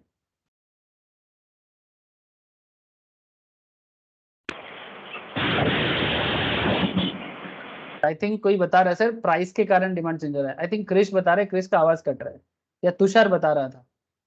तुषार, तुषार का कोई आवाज नहीं आ रहा है। तुषार का साउंड इशू हो रहा है, तुषार का साउंड इशू हो रहा है। तुषार एक बार मे बी रिजॉइन করে দেখ তো সাউন্ডটা কেটে যাচ্ছে, মানে আসছে না, মেবি মাইক্রোফোন ইস্যু, মেবি ক্যামেরাটা শুধু বাতাসে আওয়াজ হচ্ছে।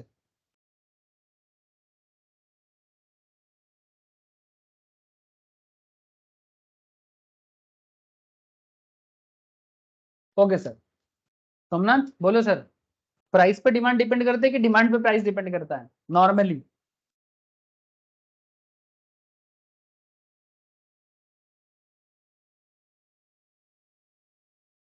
क्या हुआ, सब चुप क्यों है, बोलो।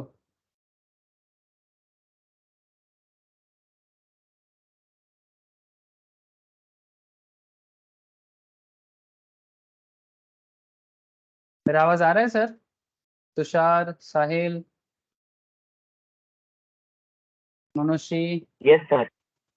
ओके, अभी तुषार का आवाज आ रहा है, ठीक है।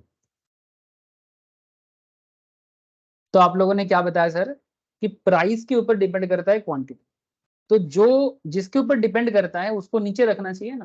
प्राइस के ऊपर डिमांड डिपेंड करता है, तो इसलिए प्राइस नीचे होगा और डिमांड ऊपर होगा, ठीक है। जैसे एग्जाम में अगर आपको 50 मिलता है तो 50 किसके बेसिस में मिलता है? If you score 50 in the exam तो बेस क्या है? 100 ना। जिसके बेसिस में होता है उसको नीचे रखा जाता है, और जो रिजल्ट होता है या आउटकम होता है, ठीक है, वो ऊपर रखा जाता है। Numerator denominator concept sir, exactly यहाँ पर भी वही हुआ है। प्राइस के कारण डिमांड में चेंजेस होता है, इसलिए प्राइस नीचे और डिमांड ऊपर, ठीक है। भूलना नहीं सर कि क्यों क्वांटिटी ऑफ चेंजेस को ऊपर रखा गया और क्यों क्वांटिटी प्राइस को नीचे रखा गया, चेंज इन प्राइस को क्यों नीचे रखा गया और चेंज इन डिमांड को क्यों ऊपर रखा गया, इसको भूलना नहीं है।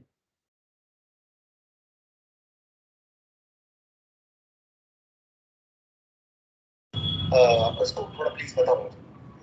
मेरे हाँ पास सोमनाथ बोल। प्रोफेसर है, वो काफी इन चीजों में रहते हैं कि सब लोग थोड़ा करें बट रिस्पेक्टफुली उस चीज को करें। तो सोमनाथ आवाज আসছে?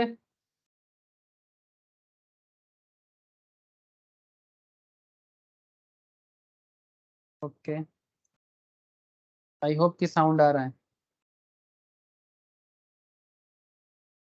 देखो सर, आगे देख लो सर। तो ऑब्वियस बात है कि 8% बाय 5%, तो आपका इलास्टिसिटी कितना हुआ? 1.6 करके देखो। 8% बाई 5% कितना इलास्टिसिटी? 1.6। तो 1.6 माने ग्रेटर देन 1। हेलो, 1.6 एक से ज्यादा है कि कम है? एक से ज्यादा है। अब आपको यहाँ पर ना तो थोड़ा समझना पड़ेगा सर कि अगर इलास्टिसिटी एक से ज्यादा है तो उसका मतलब होता है, और इलास्टिसिटी एक से कम है तो उसका भी मतलब होता है। माने अगर कोई प्रोडक्ट का इलास्टिसिटी एक से ज्यादा है तो उसे मोर देन इलास्टिक कहा जाता है, और अगर इलास्टिसिटी एक से कम है तो उसे लेस देन इलास्टिक कहा जाता है, और अगर इलास्टिसिटी 1 होता है तो उसे यूनिट इलास्टिक कहा जाता है। सर ये more than, less than, unit elastic, ये सबके पीछे कुछ कारण है क्या? ये सर कारण है, देयर इज रीजंस। और प्रोडक्ट मार्केट में इसका इफेक्ट भी पड़ता है जोर का, कि आप किस प्रोडक्ट का धंधा करते हो या बिजनेस करते हो, point to be noted.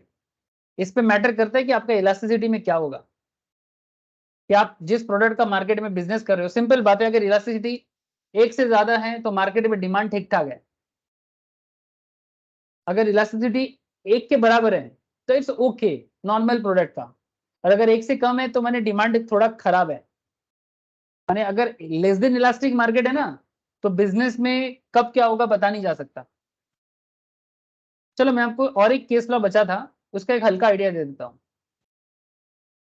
Example था सर, बहुत ही फेमस एक शरबत है जिसका नाम है रूह अफ़ज़ा, ठीक है। और ये शरबत कंपनी का जो ब्रांड है उसका नाम है हमदर्द, ठीक है। ये भी ब्रिटिश पीरियड में बना हुआ एक कंपनी है, और पार्टीशन के टाइम पे ये कंपनी भी थोड़ा सा दोनों देशों में बट गया सर। इसका जो ओनर है उसका नाम है हकीम हाफिज अब्दुल मजीद। ये एक्चुअली एक देसी स्टाइल डॉक्टर थे, यूनानी चिकित्सा होता है ना, वो चिकित्सा करते थे, ठीक है। ये एक Islamic Greek form and Islamic form of एक मेडिसिन कॉन्सेप्ट है, जिसमें उसको यूनानी बोलते हैं। यूनानी कॉन्सेप्ट में ये लोगों को बेसिकली चिकित्सा देते थे, समझ रहे हो सर। तो ये रुआवजा बनने का भी ना एक एंटरप्रेन्योरशिप कहानी है। मैं हल्का सा आइडिया देता हूं आपको, ज्यादा नहीं बोलूंगा, कि ये दिल्ली का है, ये हकीम हाफिज अब्दुल मजीद, ये दिल्ली से बिलोंग करता था। और दिल्ली में उन दिनों बहुत ज्यादा गर्मी के कारण हार्ट स्ट्रोक हो रहा था, बहुत गर्मी पड़ा था और लोगों को हार्ट अटैक आ रहा था, स्ट्रोक हो रहा था। सो इन्होंने सोचा कि ऐसा कुछ किया जाए हकीमगिरी करके। हकीम माने समझते हो, इस्लामिक डॉक्टर कॉन्सेप्ट को हकीम बोला जाता है, जैसे अपने हिंदू कॉन्सेप्ट में बोला जाता है वैद्य या वैद्य, वैद्य बोलते हैं, ठीक है। तो इसलिए इस्लामिक कॉन्सेप्ट में या मुस्लिम कॉन्सेप्ट में हकीम बोलते हैं। तो इन्होंने अपना हकीमगिरी चलाया और हकीमगिरी चला के एक ऐसा शरबत बनाया जिसमें ये कोरिएंडर, जो बहुत ठंडा होता है मतलब अपने तबीयत के लिए, ठीक है। तो इन्होंने कुछ ऐसे प्रोडक्ट डेवलप किया, एक शरबत बनाया जिसमें उन्होंने क्या क्या मिलाया, देखो आप, मैं आपको सिंपल बताता हूँ, छोटा सा आइडिया, करोड़ों का बिजनेस हो सकता है।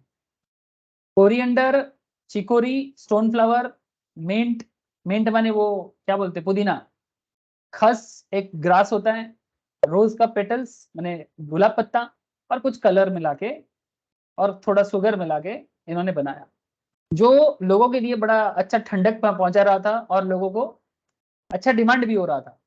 तो बेसिकली प्रोडक्ट का इलास्टिसिटी हाई हो रहा था दिन पे दिन। ध्यान से सुनना, मैं कहानी नहीं सुना रहा हूं, मैं हकीकत बता रहा हूं और इलास्टिसिटी समझा रहा हूं। तो ऐसा नहीं कि सर रूह अफ़ज़ा का कहानी सुन के हम लोगों का क्या होगा, ऐसा ना बोलो सर। ऐसे ही नहीं मिलता है जॉब, अगर आपका बेसिक अंडरस्टैंडिंग डेवलप नहीं करोगे और अगर इकोनॉमी का कॉन्सेप्ट नहीं समझोगे। तो धीरे धीरे इनका इलास्टिसिटी बढ़ रहा था, पीपल लव्ड इट। हाँ, पॉजिटिव साइड में डिमांड बढ़ रहा था, नेगेटिव भी होता है, जो इलास्टिक होता है वो कभी पॉजिटिव भी होता है कभी नेगेटिव भी होता है, जो इलास्टिक होता है। जैसे आइसक्रीम, शरबत गर्मी के दिनों में बढ़ जाता है और ठंड के दिनों में थोड़ा कम हो जाता है ना। इलास्टिसिटी अच्छा रहता है मार्केट का। अगर इलास्टिसिटी अच्छा है ना, that is good for the business. जिस प्रोडक्ट का इलास्टिसिटी अच्छा हो वो प्रोडक्ट मार्केट में बिजनेस करना चाहिए, सिंपल बात है। तो धीरे धीरे डिमांड बढ़ने लगा, ठीक है। और धीरे धीरे रूह अफ़ज़ा ब्रांड बना, ब्रांड का नाम दिया रूह अफ़ज़ा, ठीक है। ये उर्दू में कुछ मतलब होगा शरबत का, may be, I don't know exactly. तो शरबत रूह अफ़ज़ा आज भी घर घर में प्रसिद्ध है सर, बहुत नाम है इसका। बाद में ये इसका बिजनेस का सबसे इंटरेस्टिंग कहानी ये है सर, ये जो हकीम मोहम्मद थे ना, इनका दो बेटा था सर। एक यंगर था जिसका नाम था हकीम मजीद, जो पाकिस्तान चला गया पार्टीशन के बाद और कराची में अपना लेबोरेटरी बना के कराची में बस गया। और एक लड़का था जो बड़ा था, उसका नाम था अब्दुल मजीद, जो भारत में रह गया और हमदर्द लेबोरेटरी को चलाता है। और हमदर्द ब्रांड का बहुत सारा प्रोडक्ट और भी आता है सर, हमारे घर में भी और भी कुछ प्रोडक्ट हमदर्द ब्रांड का मैंने देखा, आज ही पता चला इसका कहानी। आप लोगों को पढ़ाने के लिए मैं थोड़ा सा देख रहा था तो फिर मुझे पता चला। तो बेसिकली हमदर्द लेबोरेटरी इंडिया में भी है, पाकिस्तान में भी, छोटा बेटे के कारण, बड़ा बेटा के कारण इंडिया में, और बांग्लादेश में भी एक न्यू एंटिटी उन्होंने सेटअप कर लिया। तो बेसिकली पूरा का पूरा इंडिया, पाकिस्तान, बांग्लादेश, इंडियन सब कॉन्टिनेंट, बेसिकली हर जगह में इनका बिजनेस चलता है और पूरा इलास्टिसिटी ऑफ डिमांड बना के रखा है।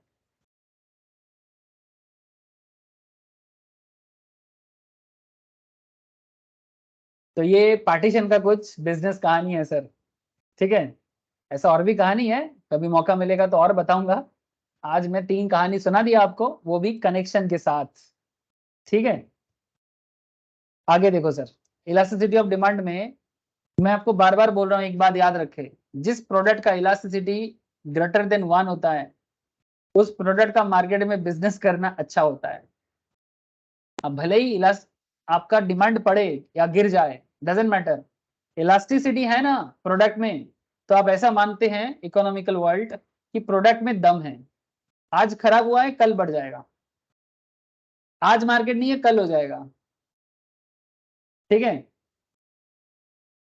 अच्छा, अब दूसरा एक क्वेश्चन करते हैं।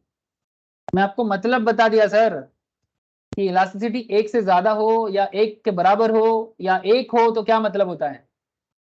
मतलब हवा में तीर मत मारो कि इलास्टिसिटी कैलकुलेट कर लिया। कैलकुलेट करके क्या तीर मार लिया? बचपन से मैथ सीख रहे हैं, अलजेब्रा सीख रहे हैं, अलजेब्रा सीख के क्या तीर मार लिए? लेकिन अगर अलजेब्रा का मतलब समझे तो जरूर तीर मारा होगा। ट्रिग्नोमेट्री सीख के अगर कोई तीर मारा है, मतलब समझा है तो तीर मारा है सर, मतलब नहीं समझा तो तीर नहीं मारा। मतलब समझो, बिना मतलब का स्क्वायर प्लस बी स्क्वायर का भी मतलब होता है, समझ रहे हो sir? A plus B whole square, उसका भी मतलब होता है। Square plus 2ab minus B square का भी मतलब होता है, स्क्वायर माइनस बी स्क्वायर का भी मतलब होता है। चलो मैं अभी मैथ्स तो नहीं सिखा सकता, मेरा ऐसे मैथ्स का नॉलेज भी उतना अच्छा नहीं है, बट मैं आपको बता रहा हूँ सर, हर चीज का मतलब है और रियल लाइफ एप्लीकेशन है। ना समझे तो बेकार है। ओरिजिनली ये product was at sale for ₹10। एक प्रोडक्ट 10 टका में सेल हो रहा था जब उसका डिमांड 50 यूनिट हुआ करता था। प्रोडक्ट प्राइस चेंज होकर 10 से 11 हो गया, मैंने 10% चेंजेस सर। 10 का 10% 1 होता है, मैंने 10 + 1 11 हो गया, बहुत है। 10% दाम में परिवर्तन बहुत बहुत बड़ा बात है सर। 10 + 1 11 टका हो गया, दाम 11 होने से ही डिमांड 45 यूनिट गिर गया। लेकिन सर यहाँ परसेंटेज नहीं बोला पहले क्वेश्चन की तरह। फर्स्ट क्वेश्चन में आपको परसेंटेज दे दिया था, लेकिन इस क्वेश्चन में परसेंटेज इज मिसिंग। हेलो, समझ में आ रहा है sir? So if percentage is missing then which formula should you use? हाँ सर, अगर परसेंटेज मिसिंग रहेगा तो आप कौन सा फॉर्मूला यूज करोगे?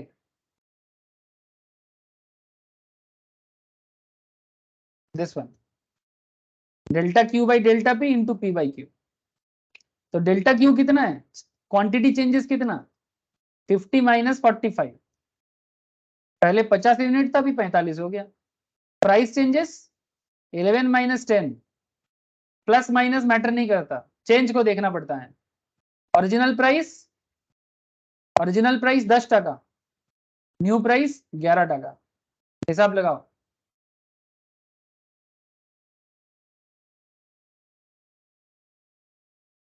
प्लीज हिसाब लगाओ सर। 5, 1, 10, कुछ गलत हो गया क्या? ओ एक गलत हो गया, पी बाई क्यू ना, sorry sorry sorry sorry sorry, 10/50, sorry. Price original quantity 10/50 होना चाहिए। तो कितना आया सर बोलो? कोई जवाब ही नहीं दे रहा है, क्या बात है?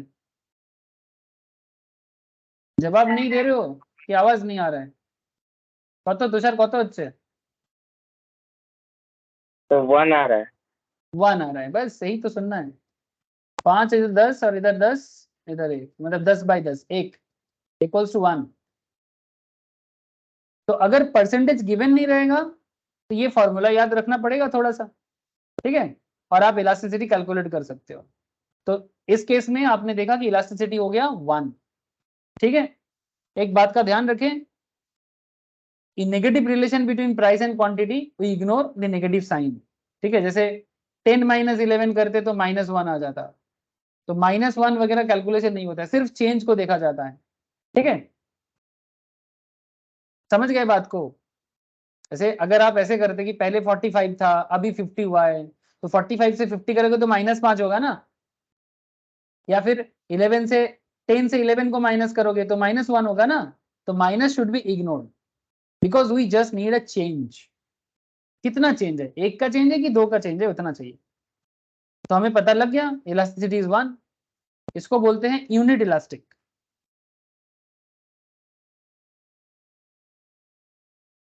अब अगर किसी प्रोडक्ट का इलास्टिसिटी 1 है तो उसका क्या मतलब होता है? माने वो नॉर्मल इलास्टिक प्रोडक्ट है, माने it's like a normal goods, जो बहुत हाई डिमांड भी नहीं होता है, बहुत लो डिमांड भी नहीं होता है। नेक्स्ट क्लास इसी चीज में रहेगा सर, और आप लोगों में होमवर्क भी दूंगा कि अलग अलग टाइप्स ऑफ, अभी अभी बता दे रहा हूं आपको कि कुछ ऐसा, आप रिसर्च करो, गूगल करो, जाओ जो करना है करो, आपका नॉलेज बढ़े, कोई दिक्कत नहीं है। आपको कुछ प्रोडक्ट फाइंड आउट करना है जिसका इलास्टिसिटी ग्रेटर देन 1 है, ऐसा कुछ प्रोडक्ट चाहिए। इलास्टिसिटी 1 है, ऐसा कुछ प्रोडक्ट चाहिए। इलास्टिसिटी 1 से कम है, माने 0.5 है, 0.2 है, ऐसा कोई प्रोडक्ट चाहिए। और इलास्टिसिटी 0 है, ऐसा प्रोडक्ट का भी फाइंड आउट करना है। करोगे और मुझे व्हाट्सअप करोगे sir. Next class with graphical presentation समझाऊंगा कि इलास्टिसिटी लेस देन 1 होने से क्या होगा, इलास्टिसिटी माइनस होने से क्या होगा, इलास्टिसिटी 1 से ज्यादा होने से क्या होगा, इलास्टिसिटी इनफाइनाइट होने से क्या होगा, इलास्टिसिटी 0 होने से क्या होगा। एक एक बात करूंगा आपके साथ। और उसके बाद cross elasticity as well as income elasticity दोनों पढ़ाऊंगा। और इलास्टिसिटी का मेजरमेंट कैसे होता है ये भी बताऊंगा। ठीक है, होमवर्क समझ में आ गया। मैंने एक छोटा सा रिसर्च काम दिया। रिसर्च क्या रिसर्च करना है, इलास्टिसिटी 1 है, ऐसा प्रोडक्ट क्या हो सकता है। इलास्टिसिटी 1 से ज्यादा है, ऐसा प्रोडक्ट क्या हो सकता है। इलास्टिसिटी 1 से कम है, ऐसा प्रोडक्ट कौन सा हो सकता है। इलास्टिसिटी 0 है, ऐसा कौन सा प्रोडक्ट हो सकता है। इलास्टिसिटी इनफाइनाइट लेवल तक का है, ऐसा प्रोडक्ट क्या हो सकता है।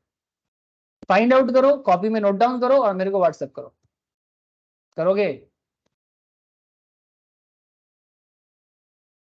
छोटा सा रिसर्च काम दिया। तुषार, सोमनाथ, बोलो सर। Yes sir. इतना तो कर ही सकते हो। कब तक भेजना है सर? हाँ कब बोलो। तक বুঝলাম না। কতক্ষণে পাঠাতে হবে? হ্যাঁ স্যার। কালকের মধ্যে পাঠা। ঠিক আছে স্যার। ठीक है, ये अगर कर लोगे ना, नेक्स्ट क्लास जो भी बताऊंगा बहुत क्लियर से समझ में आएगा। इकोनॉमिक्स अच्छा स्कोरिंग पेपर है सर। अगर इकोनॉमिक्स में 70-80 आ जाता है ना, मतलब 70-80%, ये कहना चाहता हूँ, बहुत अच्छा होगा। अगर कोई कोई पर्टिकुलर क्वेश्चन मतलब एग्जाम खराब भी जाता है, बैलेंस हो जाता है। सो स्कोरिंग करो, नॉलेज भी बढ़ाओ, अपना एंटरप्रेन्योरशिप स्किल भी बढ़ाओ, और पैसा कमाने का मशीन भी यही है, समझा करो। ठीक है, तो फिर आज इतना ही है, नेक्स्ट क्लास मिलेंगे sir. Thank you sir. Thank you sir, good night.